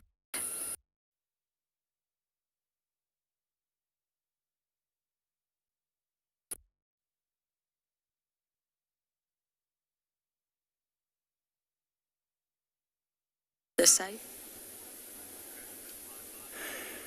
So have a look at this elephant bull. So he's really close to where this male lion is, but it looks like this elephant bull might be in must. So he might have picked up the scent of that lion. Let's have a look how he's going to react. So the lion is in front of him. So just to give you an idea, so the elephant's right there, and the lion is right there, just to the right of that bush. I know it's hard to see. I'm just going to, just bear with me as I maneuver the vehicle slightly forward. then you'll be able to see the male lion in relation to the elephant. So right here, you'll be able to see that.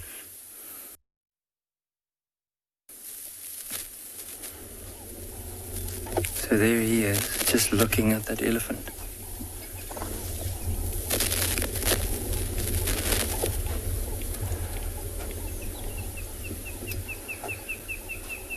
So we'll just see where this elephant goes. Because he's a musk, you'll notice there's quite a lot of urine running between his legs, as well as near his head, there's a secretion of the temporal gland. So this just means that this elephant has quite a lot of testosterone, heightened levels of testosterone, a lot more than normal. And because of that, he will give him his space. So what I'm going to do is I'm going to give him his space. We'll just have a look and see where that male lion goes to. But in the meantime, we'll just see us and this elephant. Slow down now. So let me just move here. There's a nice open clearing, and I'll turn around and see if we can see that elephant again. So the biggest thing of this elephant, imagine now, like he's quite frustrated because he has all this additional testosterone in him. He has a lot of energy, doesn't know like how to get rid of it. And now because of that, he might be a lot more aggressive in comparison to a normal elephant bull. And because of that, we'll just give him a moving off now. Also, look at how nice that view is of the leopard up in the tree. You can actually see the tail dangling down. So how ridiculous is this? 3 of the big 5 in just one scene. Elephant bull, leopard up in the tree, and a male lion.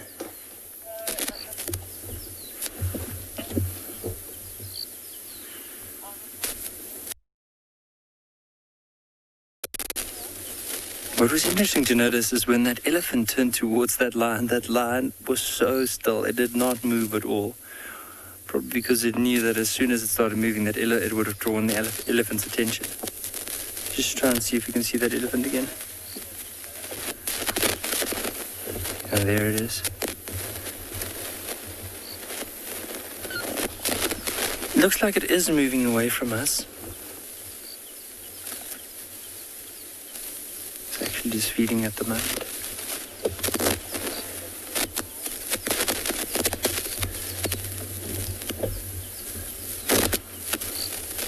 So what we'll do, because we don't want to put ourselves in a little box here with that elephant coming back towards us, so let's make our way back towards where that male lion, and we can always turn around and actually have the sun on our backs, just so we can see better. But very, very interesting sighting. Okay, so the elephant's moving off to the right. So that's good.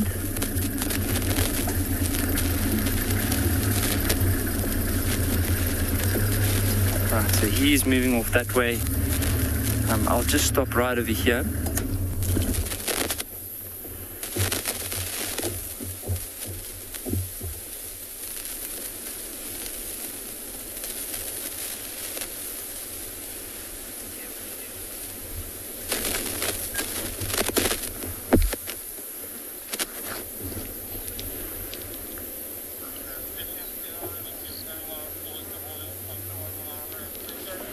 That elephant has just stopped now, and I wonder if it didn't pick up a scent, maybe even the scent of the leopard. It maybe could be that there's another pan system on that side.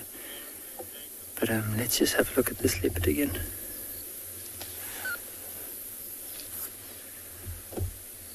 So she's still staring at the lion, and I wonder maybe if that lion possibly started getting up.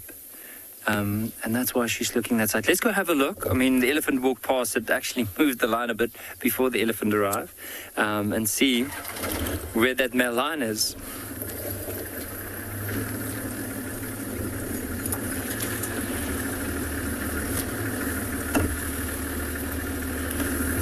Okay, so the leopard's right here up in the tree.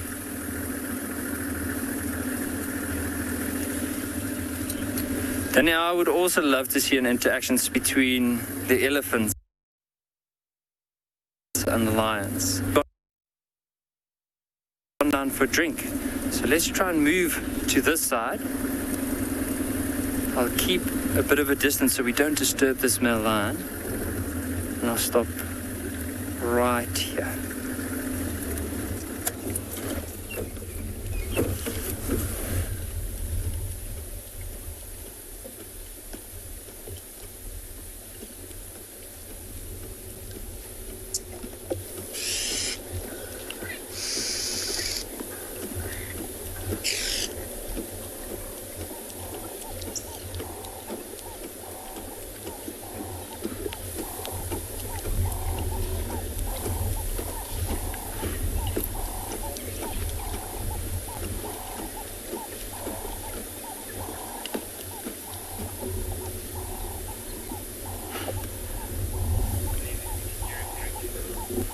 Incredible. Now he is staring in the direction of that leopard with the impala, so let's see if he goes in that direction. Now, as we mentioned, so this morning he actually climbed the tree to get to where that leopard's mom was with another impala kill and pulled the kill out of the tree.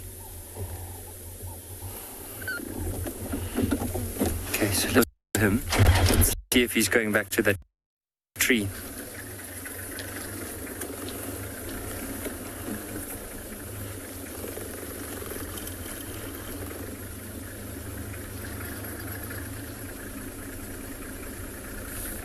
Because if he carries on too much this way, like he's going straight to that elephant, which wouldn't be too wise for this male. But who knows, maybe he tried early on to get to the carcass, couldn't get to it, and now he's deciding to move on. I'll just stop like this. I'm just going to scent mark the area.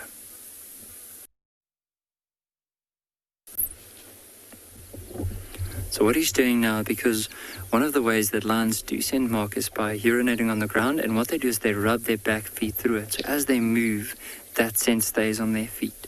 And it's just like this boundary line. So as soon as other males move into the area, they can smell that and know, okay, this is this particular male's area. And of course, if they try and mark over that, that's when there would be a fight. I think for now, we know where this leopard is and we can always come back to this leopard. Let's follow this line and see where it's off to. This is exciting. I mean, like for us now, this is quite a nice time of the afternoon. It's that golden hour. And just to be able to follow a male lion and also just like see where is he off to and try and figure out, is he going to try and join up with the rest of the pride? Because the pride that we saw earlier this afternoon on our drive is more in this direction. So maybe there's a chance that he could be heading down in that direction.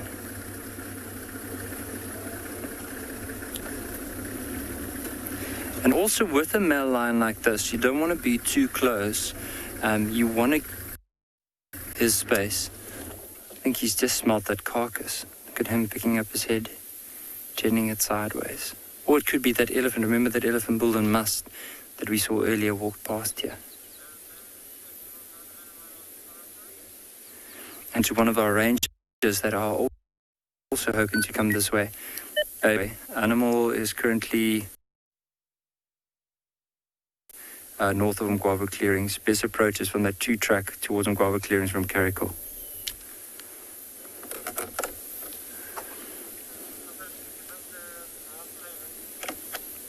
Affirmative, there's also Nyala female youngster that's up in the Marilla Tree just on the northern side of the clearings. All right, let's follow. I'm just live at the moment. I'll respond properly soon. So we just follow him for the next little while.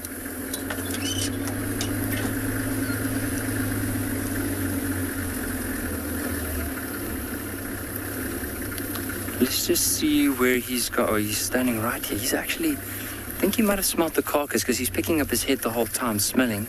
Let me just stop here for you. He's turning back to the tree. And it might be, imagine now that leopard has probably fed off the carcass and there was a bit of the stomach content or something that could have fallen to the ground. And the wind is blowing from the tree in this direction and probably that's what he's now smelling. Let's go and have a look. Maybe that interaction that we were hoping for. I just don't like an interaction between a lion and a leopard because I think the lion has an unfair advantage. But, of course, the leopard is very elegant and very quick up in the tree. So just to show you, I'll use the wider screen. So see, there's a tree right here. up on this, the one where the leopard is in, and then of course the male lion's right.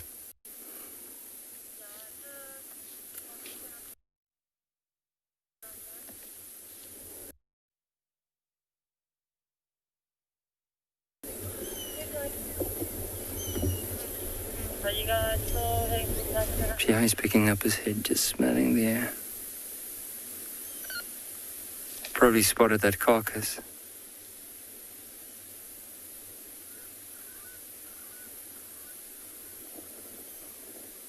It's incredible how strong their sense are. I mean, that carcass is hoisted so high up that tree, and he's able to pick up that scent.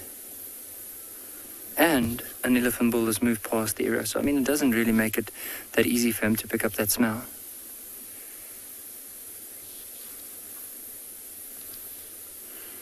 Oh, and he's heading straight to that tree. Okay, let's move around.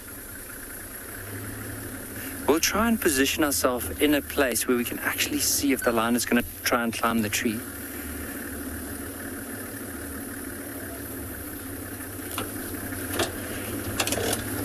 BK, would it be best to park like this, at this angle? Like the... Alright, so let's just move like this. Alright, so this is that tree. So this is that tree that we were telling you about with the impala carcass up in.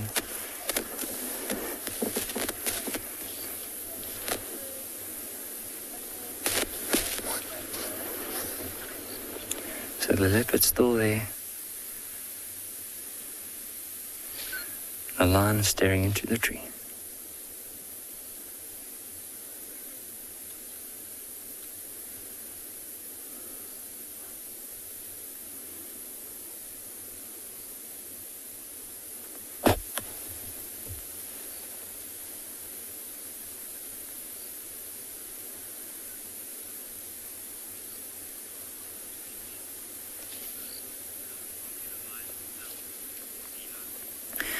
Neva, it all depends on a lot of factors. I mean, like how strong the wind might be, whatever the kill might be, or whatever it's smelling.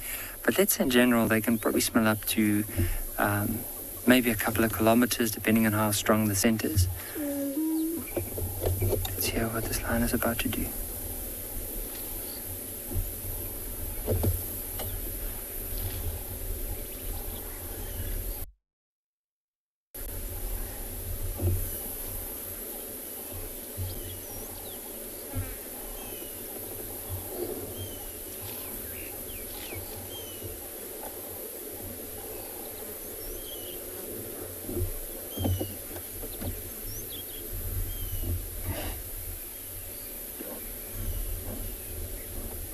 He's probably trying to look up the trees to see where this kill is.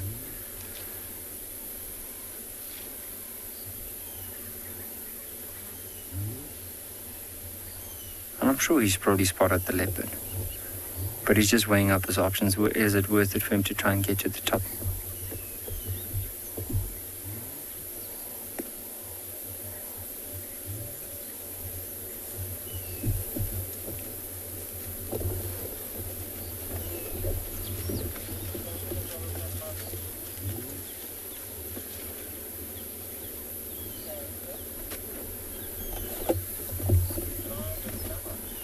So he's just moved them behind the vehicle and moving off. I'm just trying to see where this male lion is going. In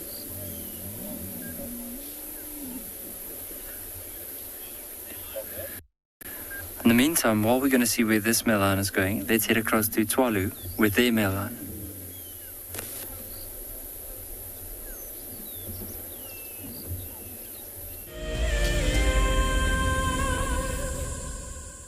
Very busy Tswalu. The sound in the background there is being a sound produced from a frog called a bubbling casina. And we entered the pan over here looking at a butterfly, and in the mix of things, Craig's like, oh, there's a lion. Young male lion, about 3.5, 4 years of age, just resting at the water's edge. It's actually at a very nice shady spot there. can see from the extent of his mane that he's still a fairly young individual. Obviously, that mane needing to be much bigger for him to be a dominant or a threat to another individual.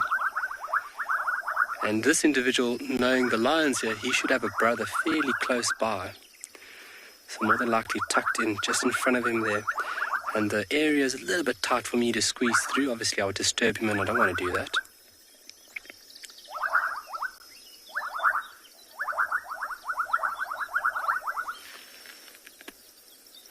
It's just relaxing. But what a beautiful sound to be watching a beautiful lion.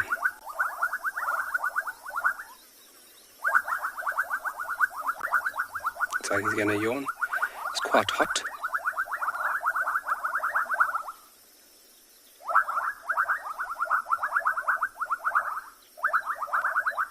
Eruption of noise. All the males trying to serenade for the ladies. The ladies just listening at who sounds the best.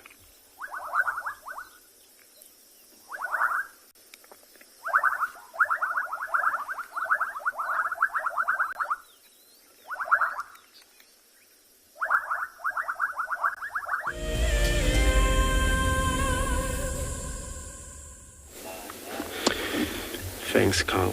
So, our update since earlier, we mentioned that we're going to look around for a leopard, but, there's we haven't found them yet, but there's two sets of tracks, which are male and female, and I'm not sure which one it could be. Now we have to cross the border to the west, tracking them down here.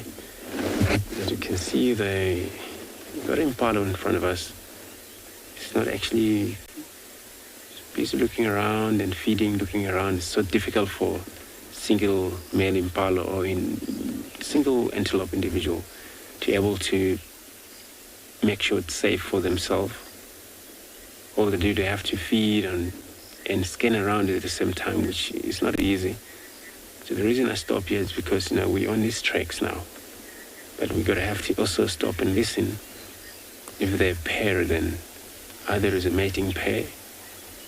We could have got any audio, otherwise, if there is a mating pair that they're around here.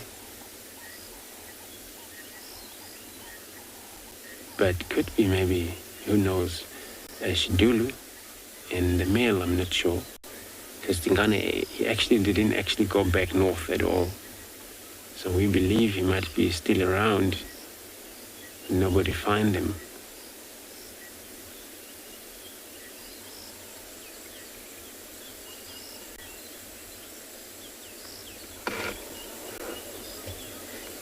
So we will just gonna carry on, check around a few roads, but we're gonna continue to do this. Sometime we'll stop just to listen if there's any audio we're going to pick up.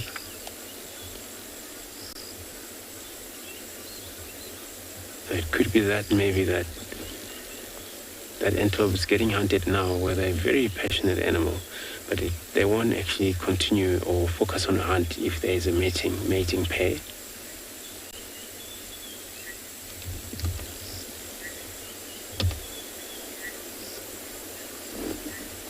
Trying to hide away from us. All you see is just a two pair of horns sticking out all the time.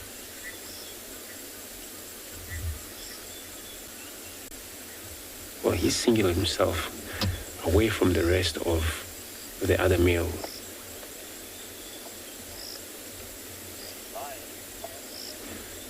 So let me take a look around here. Hope we get lucky. I'm going to be sending you over to Tswalu with the line.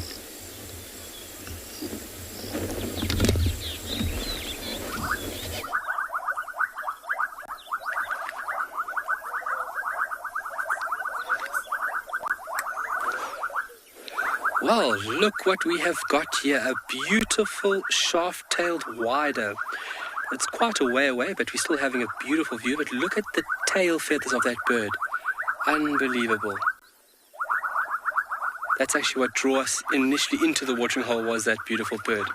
And we have located this lovely lion and his sibling, which is tucked in the thick of things there, in that nice lush green grass under the... Oh, lovely. Thank you, big boy. So these two males, obviously brothers, and obviously the bond with male lions is very strong, because having a partner in crime and throughout your life is a very important thing. And obviously you are more of a dominating force when you finally get to an opportunity where you can take over a pride. It's quite hot. His tummy looks full. So I wonder if they came from a kill fairly close and they've just been here for water and they're resting, because he's panting very quickly. It's not hot for a lion to be panting like that. And you can see there clearly in picture, you can see the white bit. If you follow his neck and chest down, you can see the white bit extending there. That tummy is full.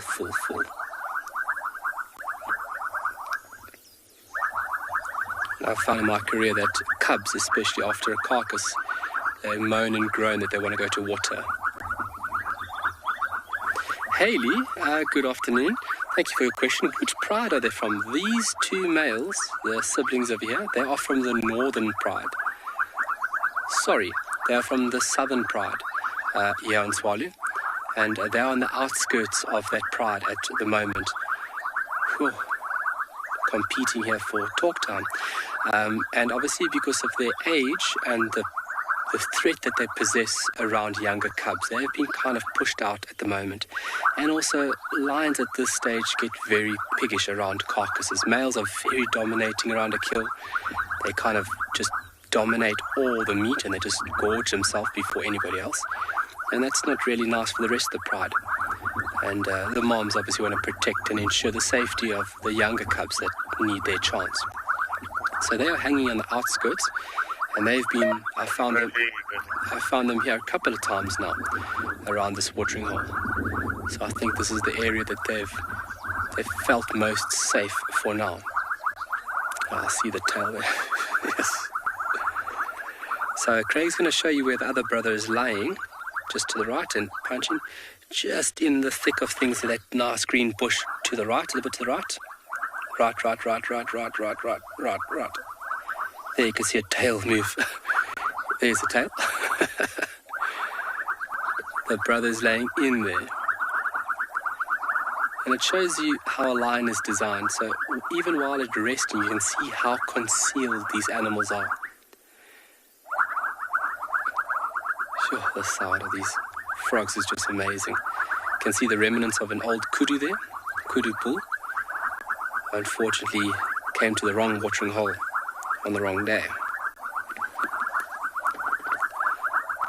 But these two boys still have a lot of learning and a lot of growing to do before they eventually are any threat to anybody, especially the dominant males at this point in time.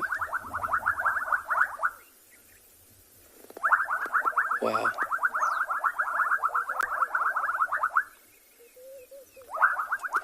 The early evening coolness is set in now.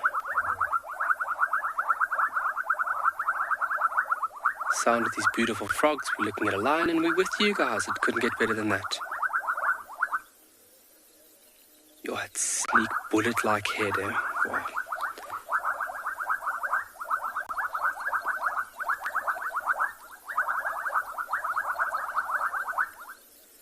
So initially what drew us into this pan was the sound of a frog. We haven't heard it again. And we think it was a bullfrog. It sounded like it, but it was such a distance that we didn't hear correctly. Oh, it's very hot. So that mane that he is presenting there now, that mane would be the largest around about 5.5, 6 years of age. And right now he looks like a scruffy young boy. And that's very important because he's got to remain concealed. And visually, if an older, bigger, more mature lion looks at him, that individual knows that he's not even worth the time. Okay, can we get on to this over here while that lion is sleeping? I just want you folks, I'm going to duck my head up here. Look how beautiful this area is. Absolutely incredible.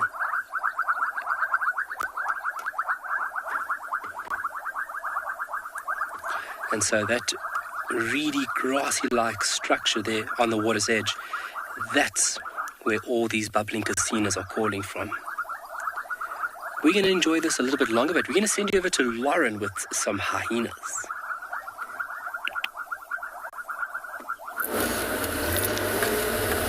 Well, we just had Hart and Swazi.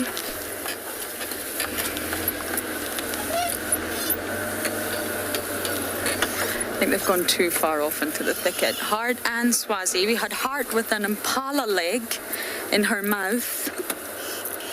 And they are the culprits behind Kalamba's missing kill. I'm sure. Hart had the leg. Swazi's belly is full. They're covered in blood. Kalamba made that kill this morning very, very close to the hyena den. Very close.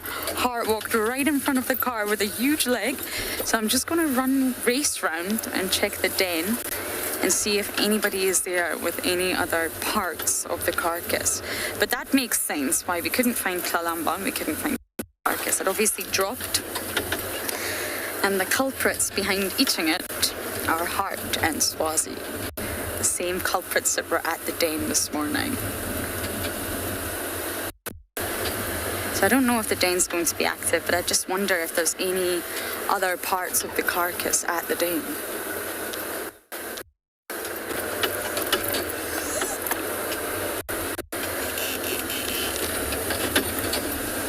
There's a vehicle here, so just bear with me. I wonder what they're looking at.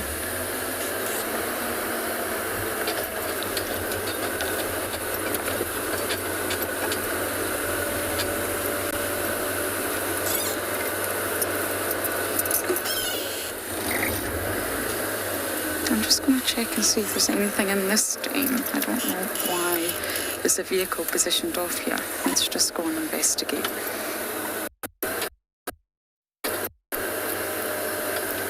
Very possibly.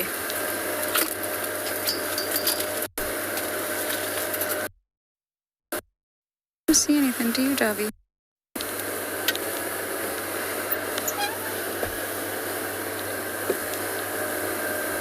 It's going to take us a bit of time to navigate around this den here.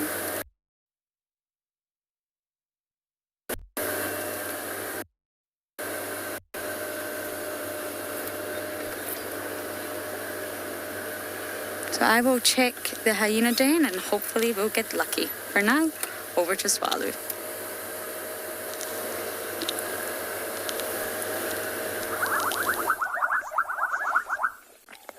All right, we just want to show you folks something quite amazing. While myself and Craig were driving up this pan, we were being swarmed by these tiny little fly-like midges as we were driving, and we've got the position now just right with the sunlight that we can actually see.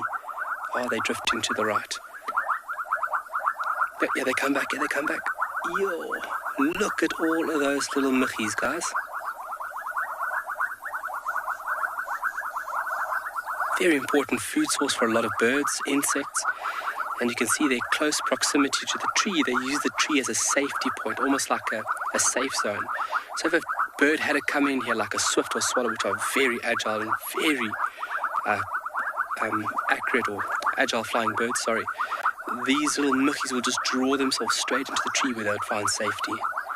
But look at how many there are.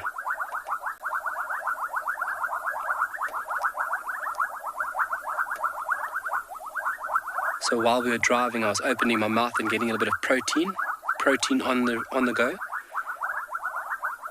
Wow. So small little insects like this make a very important part of the food web. Obviously a staple for a lot of things to keep links going.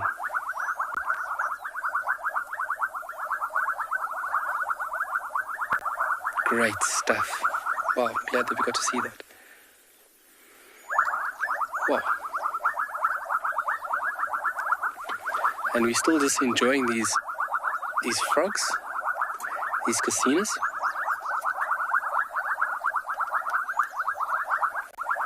Wiley, what do they feed on? Great question. An insect that small, I would say plant matter, so sapping up food. So like flies, they have a specialized mouth structure that almost looks like a Hoover vacuum cleaner appendage. And what they do is they actually lap up and sap up liquid form of food.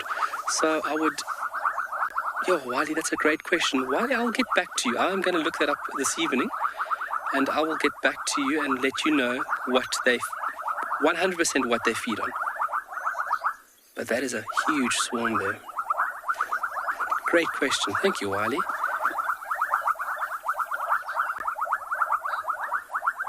Sure.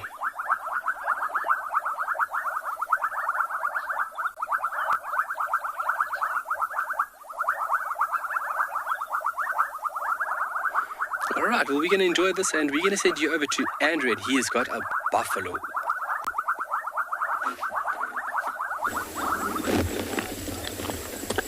Thank you very much.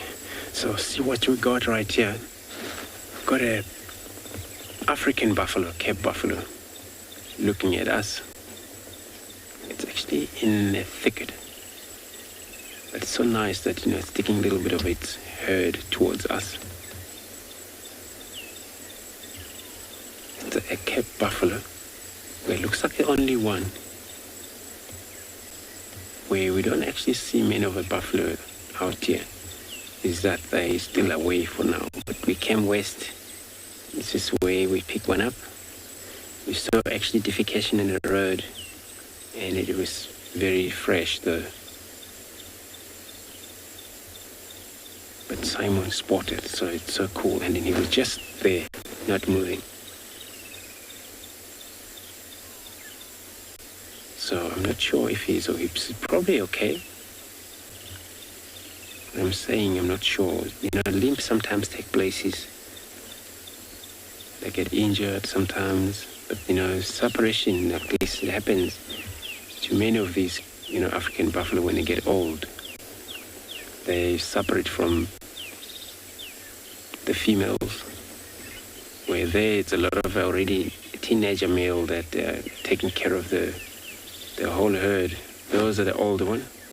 Eventually they're pushed off, or they cannot follow the herd anymore because they don't want to move too much.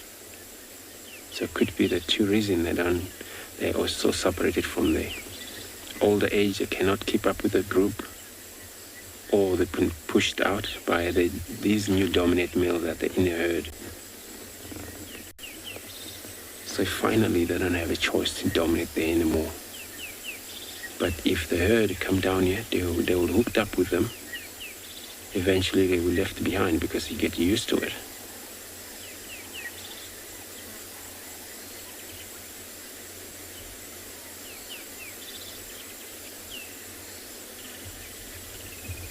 Just like a statue.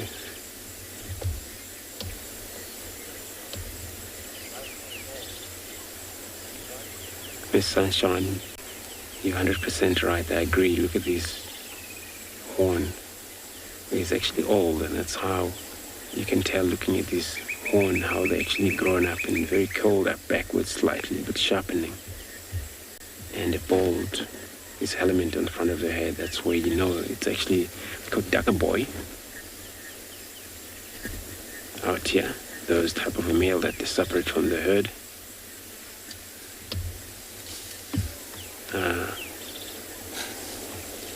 Okay.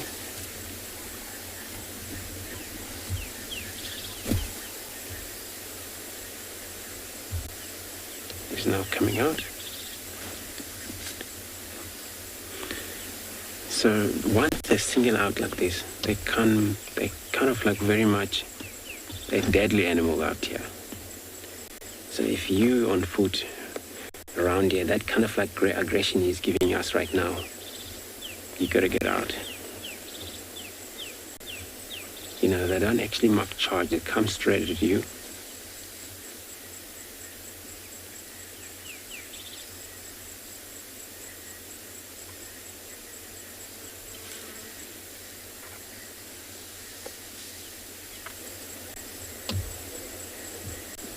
So let's carry on. Check one of the dam there. We're still on our track of a leopard. We haven't found it yet. I'm going to be sending you over to a Pinda.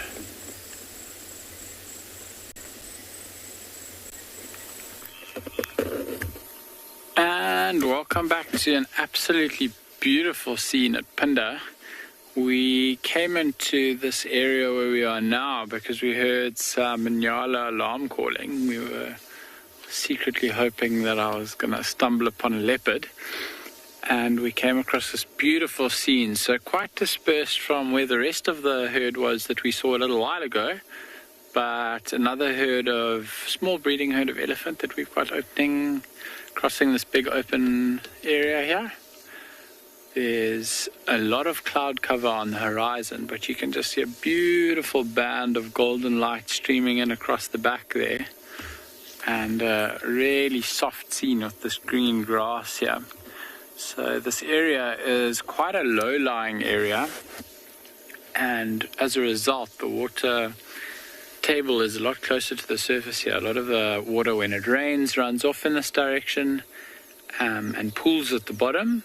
So we get small little puddles of water, and as a result, the grass stays really beautiful and green. So you can see some of the tips of the grass where the elephants are standing is a little bit more golden, but at the base and a little bit further down, the grass is really, really green and lush. So I'm sure those elephants are really enjoying feeding on it. I saw them pulling up some tufts of grass a little bit earlier, and it looks like they are still doing that now. There's at least one youngster in that group with them, and there's a matriarch there on the far left. We can see a collar. And then maybe some other females. There's also a couple wildebeest across to the left. A small herd of them, so that's amazing to see. And just a really beautiful scene here. The sun's starting now to get a little bit lower, and I think even the clouds above our head are starting to get a beautiful yellow color. I'm sure in the next couple minutes, maybe the next 15 minutes or so, we'll start getting some pink hues, hopefully, fingers crossed. You never know when it's a little bit more cloudy like this, but the clouds do often make for the most beautiful sunsets. There's quite a lot of cloud cover here, but as you can see, there's magical. Yeah, I think it's a little bit too close to the elephants for now to pull our drink stop out. But I've had a drink stop or two just about 100 meters away from where we are now. It is a really, really stunning spot to have your drinks, especially with these big wide open areas here. There's often nyala, sometimes waterbuck, zebra, wildebeest, all kinds of animals in this area feeding on this really beautiful green grass. And actually in summertime, when we've had quite a lot of rain and the water's pooled up a little bit more, it can be a really beautiful spot to come birding as well. There's quite a few waders that'll come into this area, and no, it's just all in all a magnificent scene here. We can see those elephants are feeding, and as they're feeding, they're slowly moving in the direction towards us. They are heading back north. The mountains in the background just behind those elephant we saw this other elephant just in front of those mountains a little bit earlier. So just to give you a bit of an idea, I don't know, I guess we're 4 or 5 kilometers away from where we saw the last one.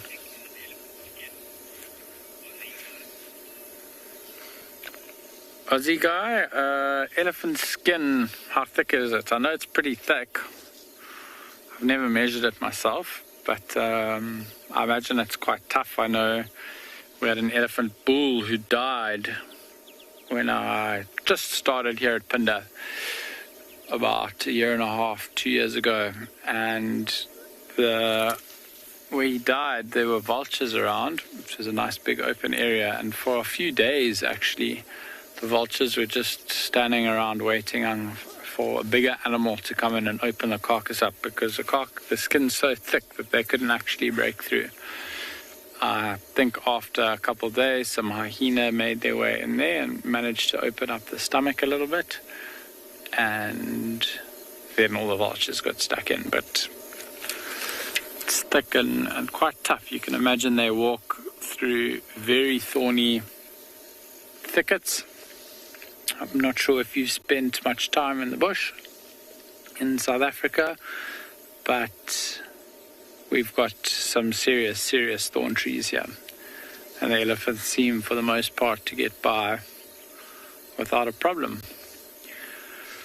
Just as I'm saying that, the elephants do actually look like they're leaving this grassy plain and heading up the side of the hill. I can see one a little way across to the right now who's making her way up the hill into the thicket. They might be moving there to carry on feeding on some of the thicker, or maybe rather to browse on some of the trees that are up that side. Got there full of grasses, and now they're moving on to the trees.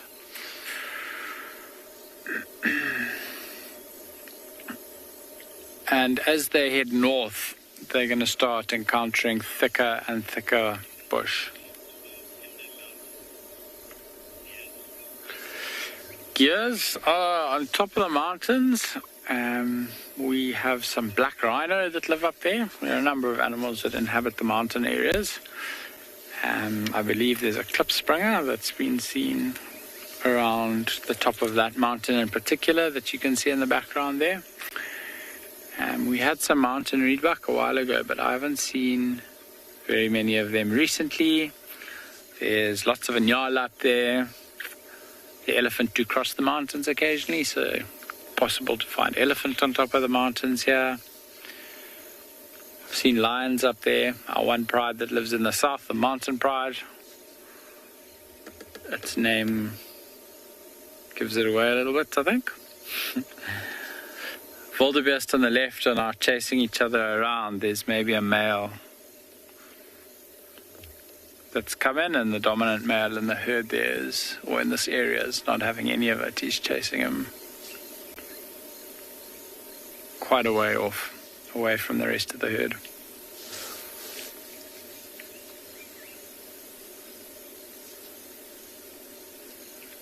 I was hoping while we were sitting here that we would hear some more alarm calls from those nyala that were alarm calling as we arrived, but they seem to have got quiet. So the one animal that we sometimes see here that doesn't seem to be around today is zebra, but it sounds like Andrew's got some of those, so we're going to shoot across to him, and we'll see you a little bit later. Thanks, Dave. We came far from where we just left these buffaloes, but now we see we got the zebra here mixed up with the impalas. So it's actually a very nice open here for these species to be. Most of the time the zebra, they wouldn't be in the places where it's too thick or not much of the open. But it's so cool that, you know, we have a whole desert around here, whole desert of zebra. And they all love one another. Impalas and them. But we're looking at the plain zebra, the species. I'm just so happy to see them because I haven't seen one for probably, I think, 2 weeks. Where they are very difficult to be found this time of the year.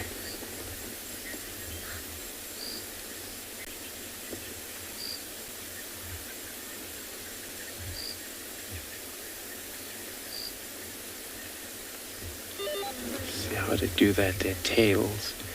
So they have to swing their tails every now and then because of the whole flies.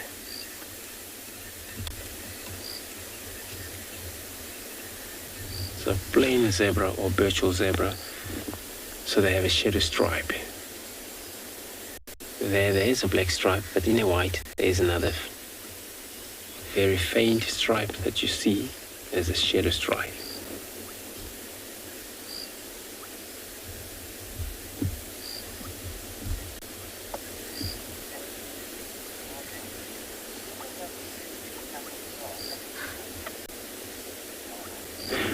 Lorna, so you're asking if the zebra have a specific type of grass they like to eat most. So a buffalo grass mixture. What happens with them, they can take any type of grasses, and they would prefer very much top end of grasses. So, but the reason they don't really want to be in the places where it's too thick. They want to in an open area where they can see far enough. And then, of course, if they get in the places where the grass is shorter, they can actually start to feed in that, but they're very good on that. They can start from feeding on the very top end, and then as the grass goes shorter, this is where they live most. Because they don't chew hard, so they free handicap fermentants, which are a single-chambered stomach. Just like horses, a donkey almost, rhinos, elephants, or a pig, or warthogs.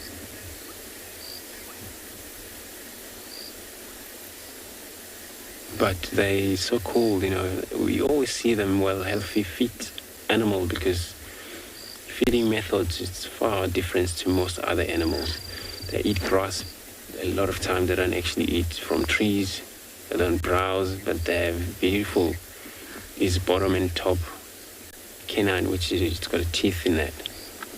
So they were able to manage to bite short grasses even though there's not much around, and they still get them. So I'm gonna check around here, circle around this area here, see what these animals are all about. I'm gonna be sending you over to Tswalu.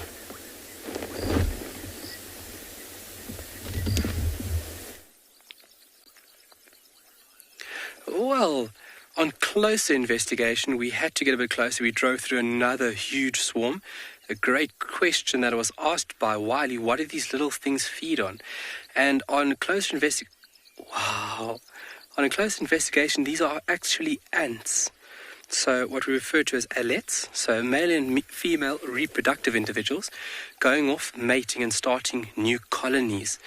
So insects like this, they would eat plant matter, which would be decaying, or dry plant matter, or cropped plant matter, so grass and leaves. And so thanks to Wiley there that asked the question, what do they feed on?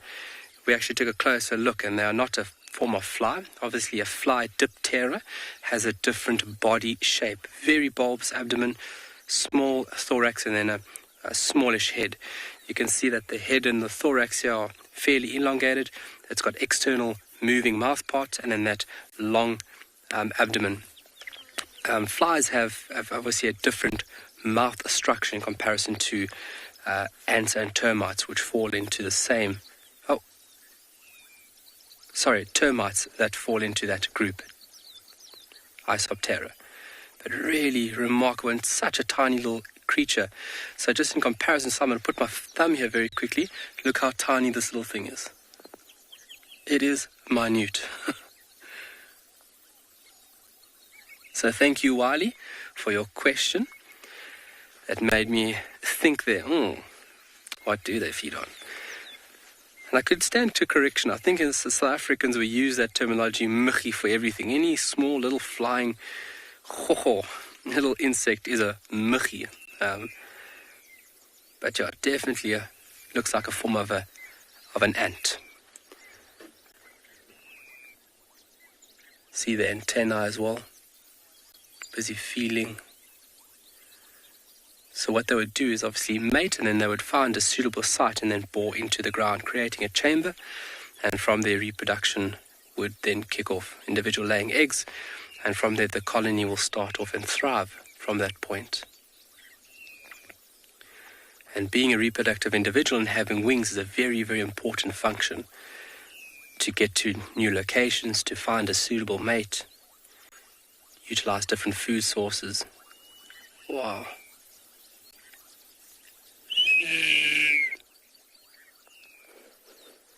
Alrighty, so tiny, wow. Well, we have left that beautiful site with the bubbling casinos. We are heading directly due west. And while we do that, we're going to continue seeing what we can pick up. But we're going to send you over to Pinda, and we'll see you when you get back this side.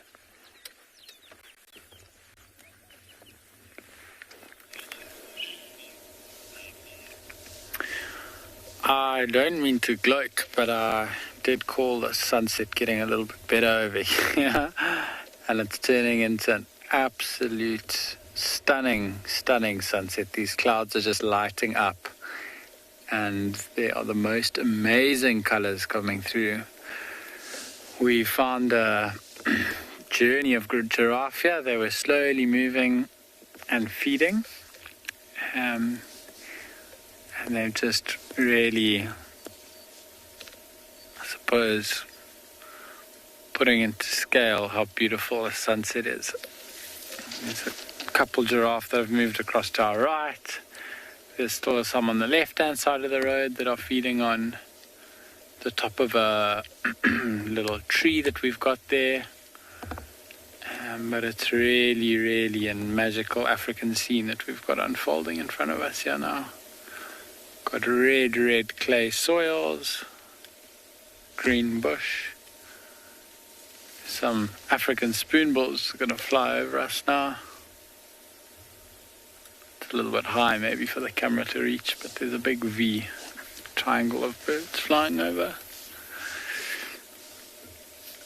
A very magical afternoon and evening here and beyond Punda. These giraffe have just been feeding while we've been watching them. They're nibbling on, quite similar to those elephants, all the new green shoots and leaves that are coming out some of the taller trees. And with their long necks, they're really able to reach up high and for the most part get to the juicy leaves that other animals can't get to, which is an amazing adaptation that they have developed really long necks to be able to do, which is super cool and really interesting to watch. They've got a really interesting way of feeding as well. They've got a long tongue, very supple lips that can wrap around the leaves and strip them off without getting too much thorn involved. This little young giraffe here, we were just commenting a little while ago, has got quite a nasty sore on the inside of its front left leg. It's looking very dark at the moment, and if you have a closer look, you can see the wound. You can actually see a little piece of the bone there, I think. Oh, now he's just having a little scratch on that tree. Yeah, you can actually see a bit of the bone coming through there, and I'm not quite sure what might have happened there.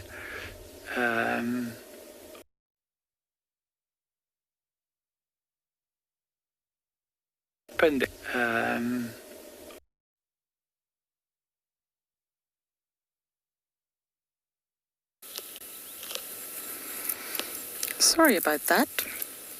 I don't quite know what happened to Pinda, but we are just admiring this bull. I don't know if it's the same one from earlier. He wasn't headed in this direction earlier, but it could possibly be. Now, I've not had much luck today, I'm afraid. We were with the Talamatis, but no signal. So we had to leave them. They were down the Mulwanini, which is a tricky spot anyway, to be honest, and there was absolutely nowhere else for us to reposition, really.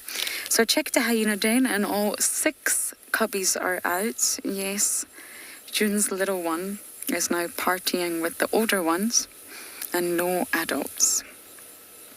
Not a single adult, and all the cubs were out. So, of course, that meant we had to leave, I'm afraid. But we just came onto quarantine to admire this big bull. Now, we may have to go home earlier than the other vehicles. We don't have IR. But we'll do our very, very best. Oh, what do you see up there, Mr. Elephant? Shall we reposition a little bit, Davi?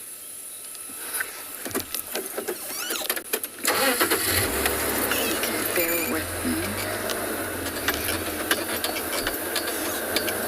Tell me when? There we go. He's far off in the distance. But I need a good look at that left ear in order to determine if it's the same bull from earlier. The impala is completely unfazed.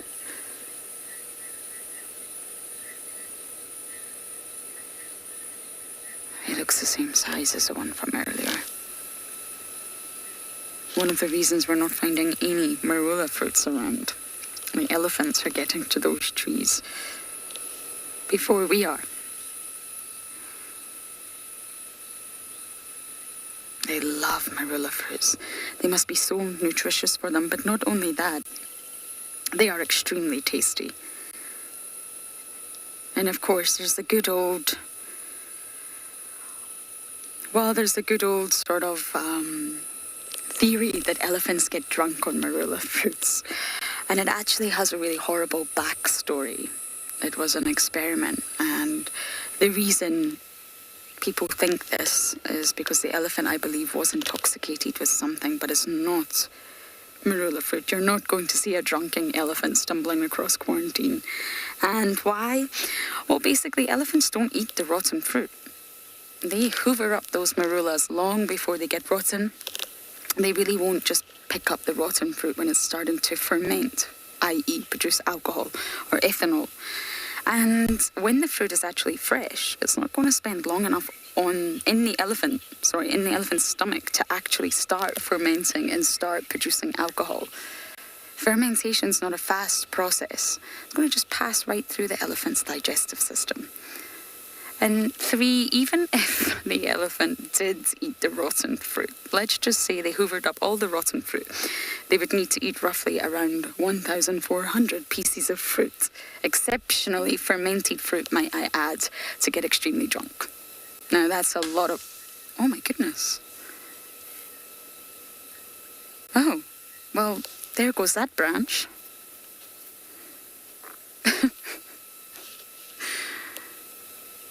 When you want something, you've just got to get it. So yes, 1,400 pieces of marula fruit that have lain on the ground a long time. They're rotting and they're exceptionally fermented.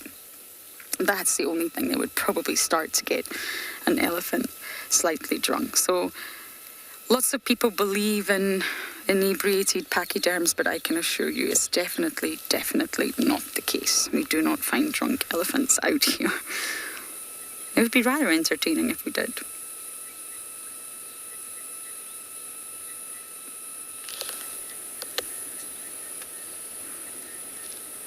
It's such a peaceful scene on quarantine, watching a big gentleman like this. Maybe not so peaceful for that marilla tree that just lost a branch, but otherwise peaceful.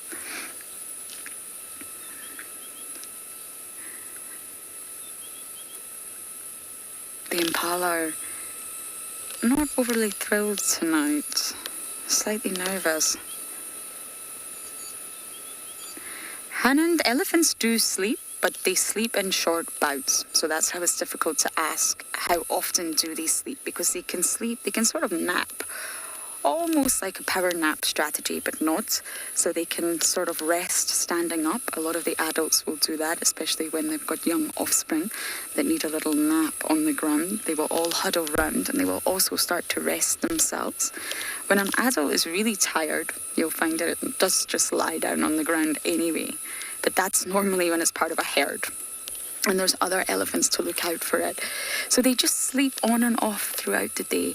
Nowhere near the sort of likes of humans where we go to bed and we snore for 8 hours more. Not like that. It's a sort of power nap strategy, a high alert one at that. And it's in short bouts all throughout the day and all throughout the night. They sleep more than giraffes do, though. Giraffes are said to be one of these sleepless animals, or mammals at least. They do rest a lot more than giraffes do.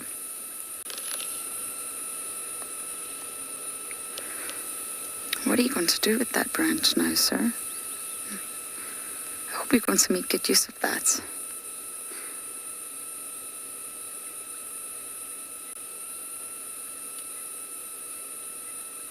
The bull we saw earlier was actually in must. So I think it might have been the one that Andrew saw. Definitely, he was dribbling urine. He was streaming from his temporal glands, and the smell, that must odour, hit us very hard once we went off air. That was an older gentleman earlier. I'm just not sure if it's the same one. Very, very possibly. Many of you are saying he's beautiful. Isn't he just? This entire scene in front of us is very beautiful. He's definitely streaming heavy from his temporal glands, but that doesn't mean he's necessarily in must. You have to look at a few factors to determine that.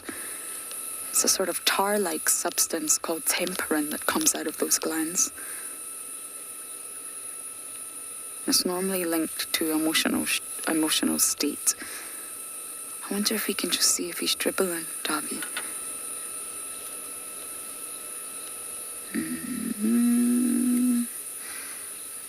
I see a wet leg. Yes, I think this is a must bull. Can't smell him from here, it's a little bit too far, but I do think this bull is also in must. But because he's an older bull, and you can tell by his incredible size, you will find that he's a lot more relaxed and he can handle must a lot better than the younger ones. So David and I are just going to sit here a little bit longer and enjoy this moment.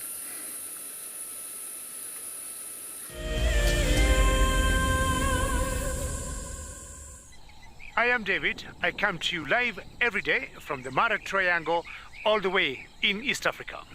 My favorite animal in African wilderness is the lion. Lions, here in the African wilderness, I call them kings of the jungle because in general, they are always up there while they control the savannas of Africa. Catch up with the guides daily here on Wild Earth. For the month of January 2021, we are offering a chance to win a unique Wild Earth expedition to the magnificent Tswalu Kalahari. From the ancient Kortai's Koranenberg Mountains to the southern Kalahari's red sand dunes, Tswalu offers what travelers crave most: space and time. The winner will explore this landscape in a vehicle, on foot, or on horseback, with a chance to go behind the scenes with Wild Earth and of course meet the meerkats. The prize includes a 3-night stay for you and a friend at the luxury Motse Lodge, including flights from either Johannesburg or Cape Town. Open to all Wild Earth explorers who have signed up before the end of January 2021. Terms and conditions apply. My name is Ross and I'm a field guide at and beyond Pinda Private Game Reserve. I love getting questions from guests on Wild Earth because I love sharing and learning information about nature with new people, and it also makes me feel like you're all joining me in real life. If you want to ask a question on Wild Earth, then you need to register on our website. Once registered, go to our live safari page and submit your question below our live feed.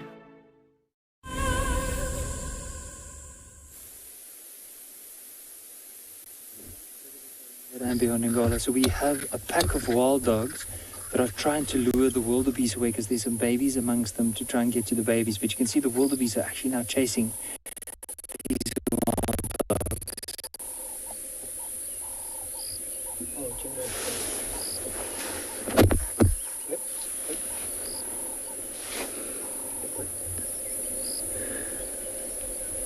So you can see how the wild dogs are moving around. So earlier on, they were running straight towards us. As you can see, there's a few of or probably a bull that's trying to chase some of these wild dogs away.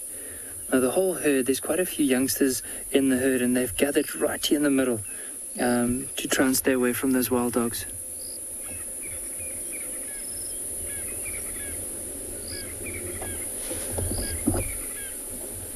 You can see how they've cornered that one.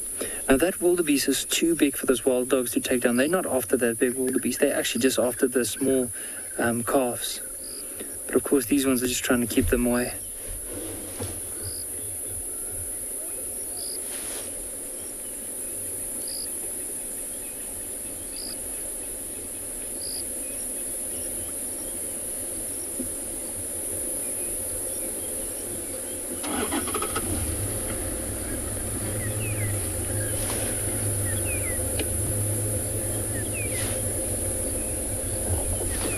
So what we'll try and do is let's get a bit closer to where the wild dogs are, see if we can get a better glimpse of them, but we are still going to keep our space, because the whole thing is now, because they might not go for these wildebeest because they're being chased off, these wild dogs might change direction and start heading away.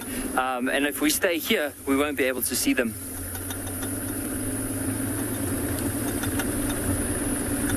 I can already see they've started moving, so I'm just going to move here.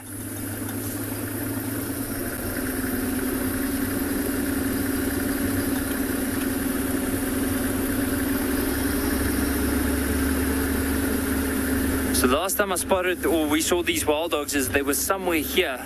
It is starting to get to late in the afternoon where we are losing a bit of light. So we're going to try and see if we can spot them again.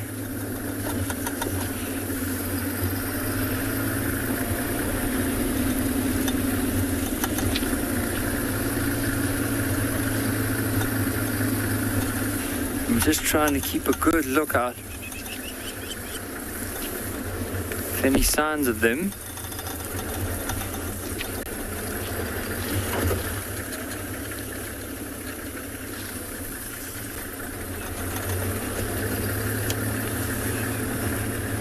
Just this goes, to be honest, I'm not too sure which pack this might be. I haven't gotten a close sight of them. It was only from quite far off. I just want to respond to this one ranger. No, negative. I have no visual at the moment. I'm just checking this area and then looping back towards that open area. So I'm just letting the other rangers know that we can't see the wild dogs at the moment, just so that they can have a look on that side.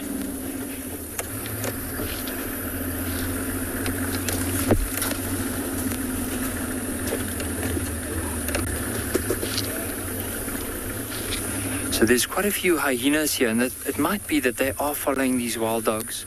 So if we stick with the hyena, there's a chance we could see these wild dogs. So they're just in front of us here.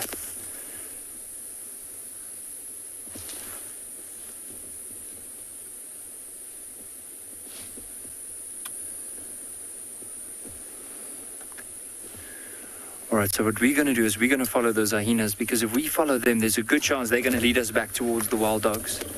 So I'm just going to re-move so we can have a look.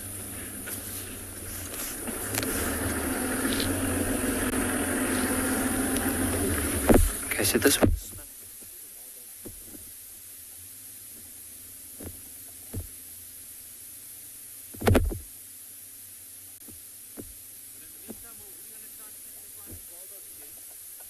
Let's do Tswalu.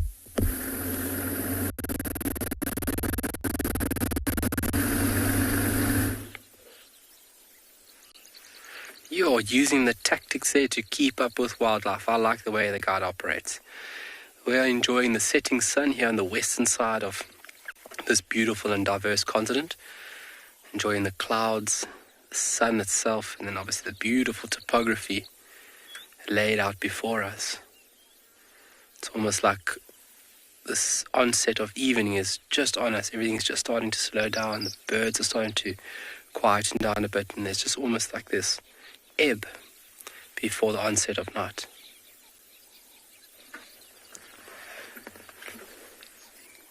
I think Craig's going to give us a little more of a view here of what else is going on. We're going to drift over there to the southern side of the Kronenberg range.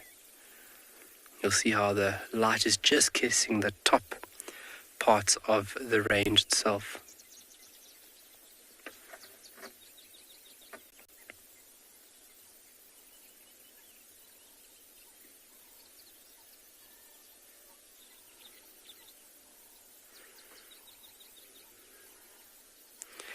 I see a lot of faces in the mountains, like the forehead and the nose, the forehead, eyebrow, nose, and lips. Very beautiful.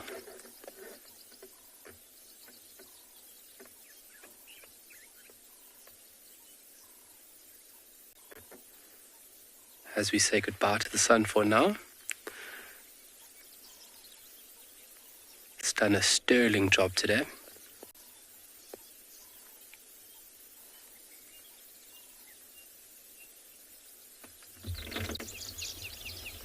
Yeah, it's beautiful.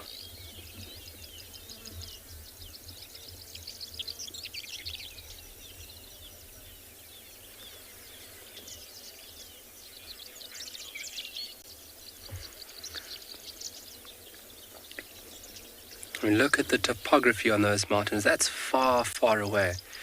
And just look how undulated and how varied that topography is. And to think about animals inhabit those rocky areas. It doesn't look very rocky from this distance, but it is fairly treacherous and unfooting terrain. But also a very important structure here in Tswalu. And something that I just love looking at every day. I look at the mountains, I'm like, I haven't seen that yet. Obviously different light, different color, vegetation grows, it dies. The color changes, it looks brand new every single day. Clouds, no clouds.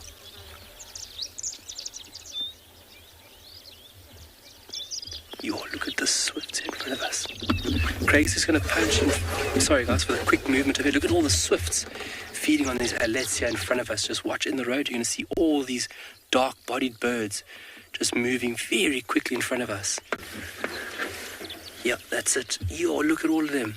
So these birds are very agile flying birds, and on the wing they can turn on a dime. So what they're doing now is swooping past at a very, very brisk pace, and they are feeding, airily feeding on these tiny, tiny little insects. Now you've got to think about the precision of that bird in flight to adjust its wings, to adjust its tail feathers, to move it in the correct position that is aligning with a tiny little insect. And now think about its eyesight picking up on that tiny little insect that we showed you earlier. And that's why if you find with these birds, their beaks will be fairly short, but the width, or what they refer to as the gape, of how wide the actual beak can be opened is tremendous. So obviously it's giving the bird a little room for error. But a really remarkable species of bird to see in flight. And catching insects like that is just mind-boggling stuff for me. You can see them moving through the grasslands.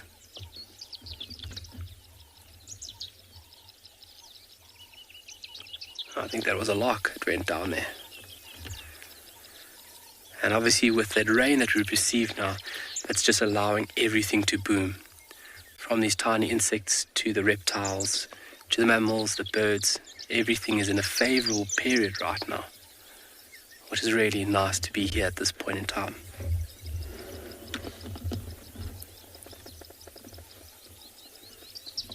Magic. The vastness of Tswalu is something incredible. I mean, look how far we can see.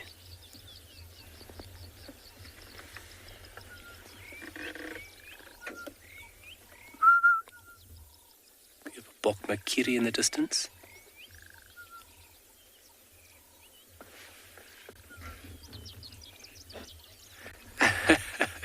Sonia, nice comment there. It doesn't seem like Tswalu is that flat at all.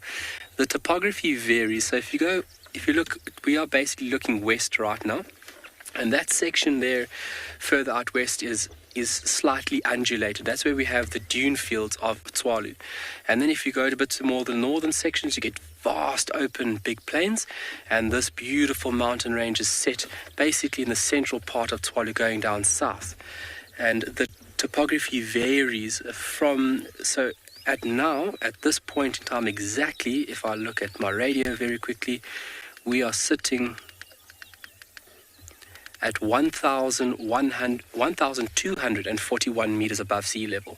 So those mountains, the highest peak, I think, if I remember correctly, goes up to about 1,600, 1,500 meters above sea level. So they're fairly large. I mean, not a mountain in respects to other ranges in South Africa. If you look at Lesotho and other beautiful geological features in South Africa, but they're very beautiful and very, very important for Tswalu, and the diversity that we have here as well.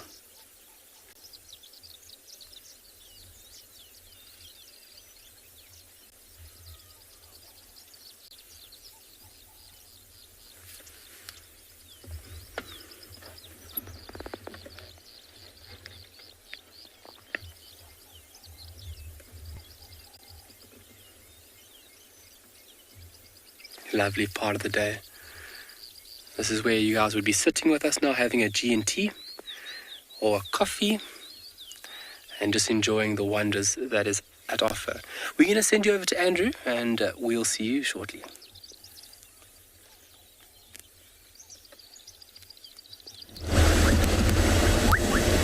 Thanks, Carl. Thank you very much. We're still in the area, but we had no joy yet with our leopards around here. Try, very well to sit around, take very much time to listen if there is going to be any audio or of them, but nothing. So now we started again, but we're using lights right now, this will assist us to spot if there is any reflection far from the road. This is how we'll know.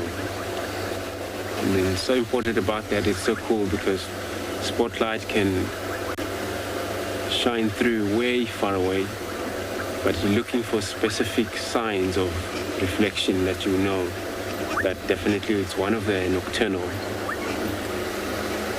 And this is where sometimes they would be out about, started to get mobile and move on if they're still together wherever they are, because the tracks looks like they're two. And then let's just show if they move from the different time, but it looks like they're very much similar in terms of oldest, probably midday or so. So maybe they were together there. So we're gonna check. We won't give up right now yet until we found out what happened. Still a lot of chance for them to be able to move, even though maybe they're separated. But the key is that they got a mobile, they have to get moved because they're nocturnal. And to search for their own hunt, killing skill that they got is at night. Where we see them move in the day is because they can. When weathers allow them to do, and they still gain that energy to get on move when it's pouring rain and those type of wind coming through, and they will carry on, push too much on hunting even during the day. But at night they're so important for them. They don't waste much of energy because they don't expose to the prey species. They're not visible enough.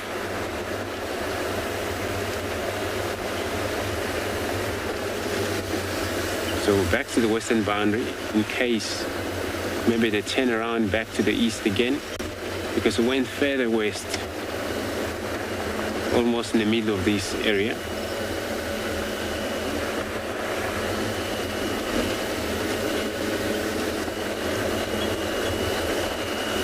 So, but when they're up hunting also, there's not only about hunting on big prey species, only impalas and things, they would eat anything they can. They can eat on scrub hares, sleeping birds at night, pounce on them, get them up. A lot of Egyptian geese also, they've been killed a lot by leopard, were hunted, in these tall grasses. This is what they gain more advantage of, getting close to the prey species, because they ambush and they crawl down, if it's possible, close enough, and they kill by pounce into the animal.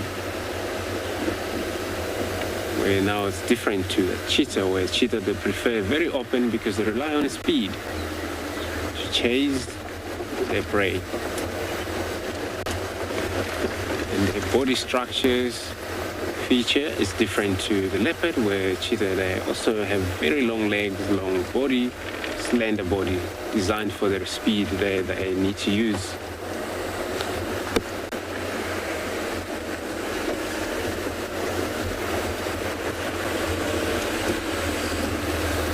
So maybe is that the Hukumuri, the male, the track that we saw, or the Tingana, like we mentioned earlier, that there's no tracks of him moving back north, so he's probably still around here, maybe still checking out. So we're gonna continue to do this shining around here. We're gonna be sending you over to Tswalu.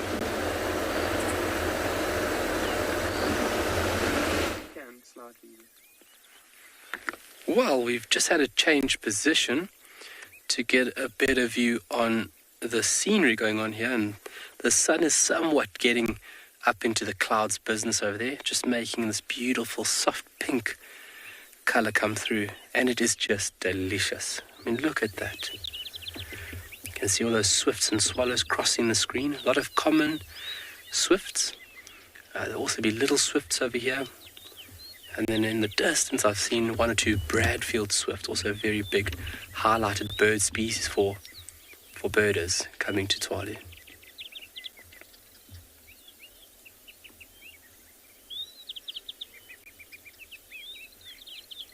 I never thought that I'd be so lucky to be able to sit in a place like this and see and enjoy wildlife like this. Bridget, when do we expect to see Tswalu red again? So we are in the rainy period now, so Tswalu's got its beautiful green coat on. And as we start coming into winter, that'll be May, June, July. So at about a month or two before that, we'll start going into a brownish uniform color where you're seeing green right now. And that's when it becomes a little bit drier. This green tinge disappears. And then we start getting to the drier periods before the favorable rains approach us for summer again. So June, July, August, that area is when we get that reddish, full earth splay across Tswalu, when the grass dries back and then the red earth is exposed and easily viewed, unlike now where you have this uniform, dense carpet of beautiful green, lush grass. It is really a beautiful transformation to see Tswalu go through this change, and as well as the Kalahari. It's just so visible. You know, through deciduous forests, you just see a slight change of color. The canopy and other places are uniform, but it is just so prominent, which keeps you entertained throughout the year.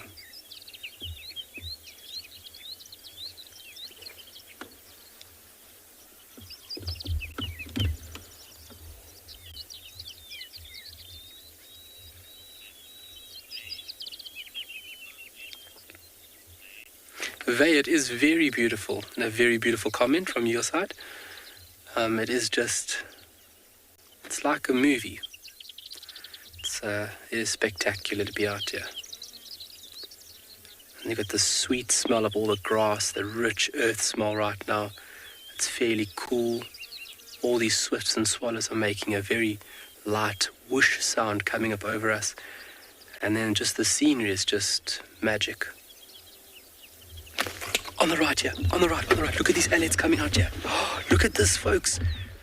We've got the emergence of allets. Look at this. This is from a nest. These are male and female termites coming out, going off to find and establish new colonies. But that is physically where they're coming out from the nest. Look at that. Wow.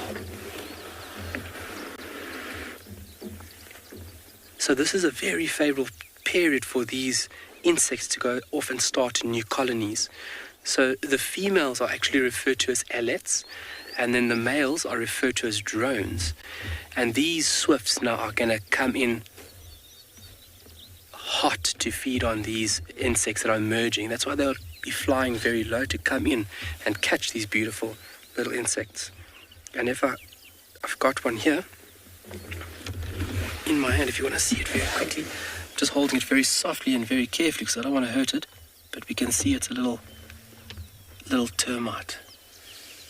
There it is, look at that. Okay, so I don't want to hold it too long. You got it there, Greg? Yeah. All right, and I'm going to let it go so it can go do its thing. There we go. Wow, unbelievable. So that was a short burst, and I mean, it's slowed down now. The volume isn't as much as when we first saw it there.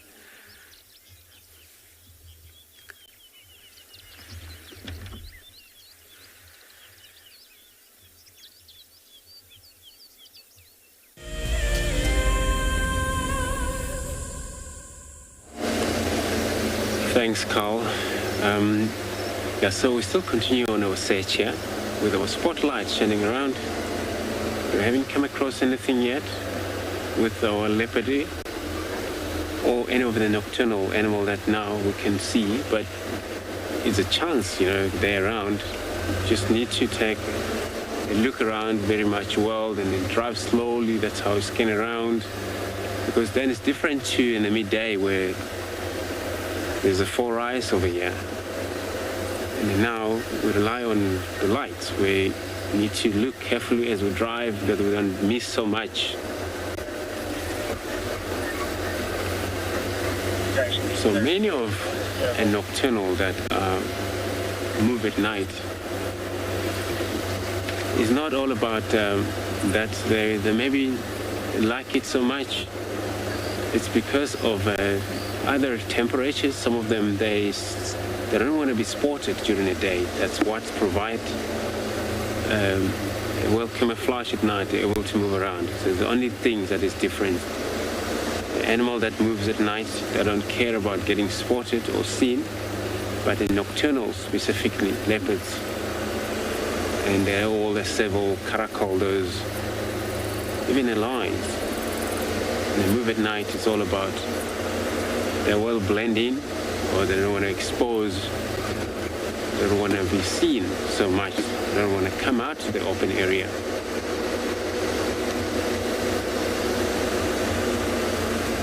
So this is what they loves about.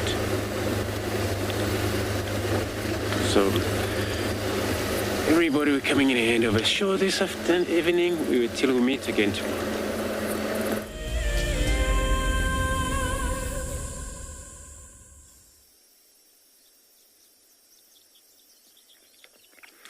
Okay, so those are not allets.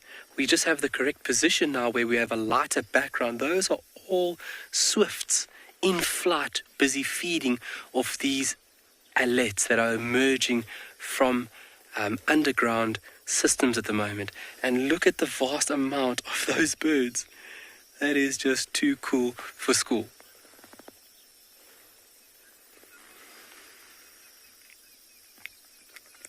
And they're utilizing the dune, so they're flying across the dune, and they're just coming low enough to whip through that dune section, feeding off these tiny little insects. And they are jammed full of protein, so a really good feed for these aerial birds.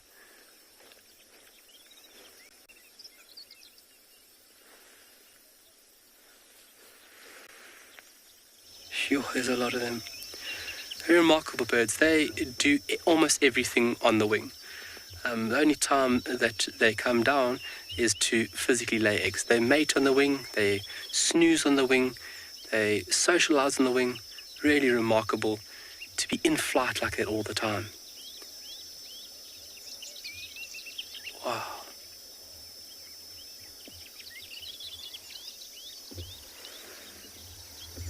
There's so many. So it shows you now the importance of termites, just the termites themselves, how important of a food source these little tiny insects are. Termites and ants are basically the foundation of driving most systems. If you think about the food source and the food chain, very, very important. But then also if you think about movement of material and movement of energy, these insects transport trillions of tons of energy from one ecosystem to another. And obviously they are an integral part of the food web and food chain.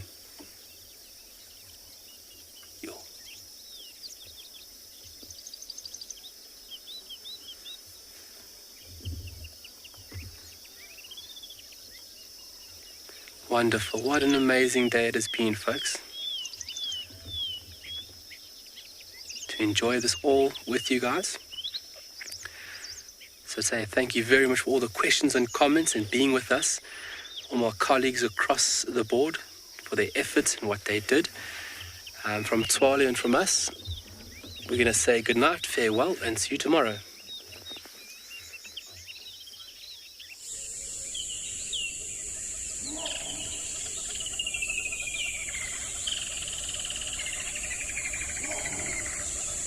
program features live coverage of an African safari and may include animal kills and carcasses. Viewer discretion is advised.